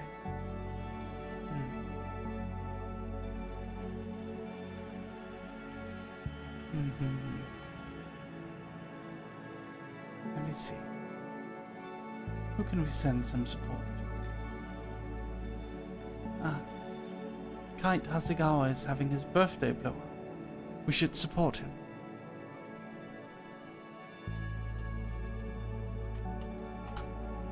There we go. Good night, Dog Army. I love you all so much. And remember everyone, you can join our Discord server. Come join our Discord. Woof. And thank you to all the Russian friends who joined today. Thank you very much.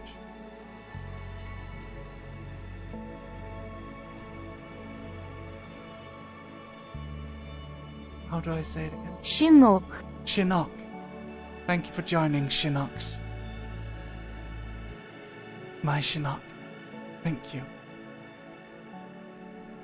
Have a good night, everyone. See you all tomorrow. Remember, we're going to be playing Tiny Bunny again next week. Same time, same day. On Monday. But on Wednesday, we're going to be playing a different game. But you may feel free to. Shinoki. Yes. Shinoki. Remember to come on Wednesday as well. Yes. Not tomorrow. On Wednesday, 7 PM JST.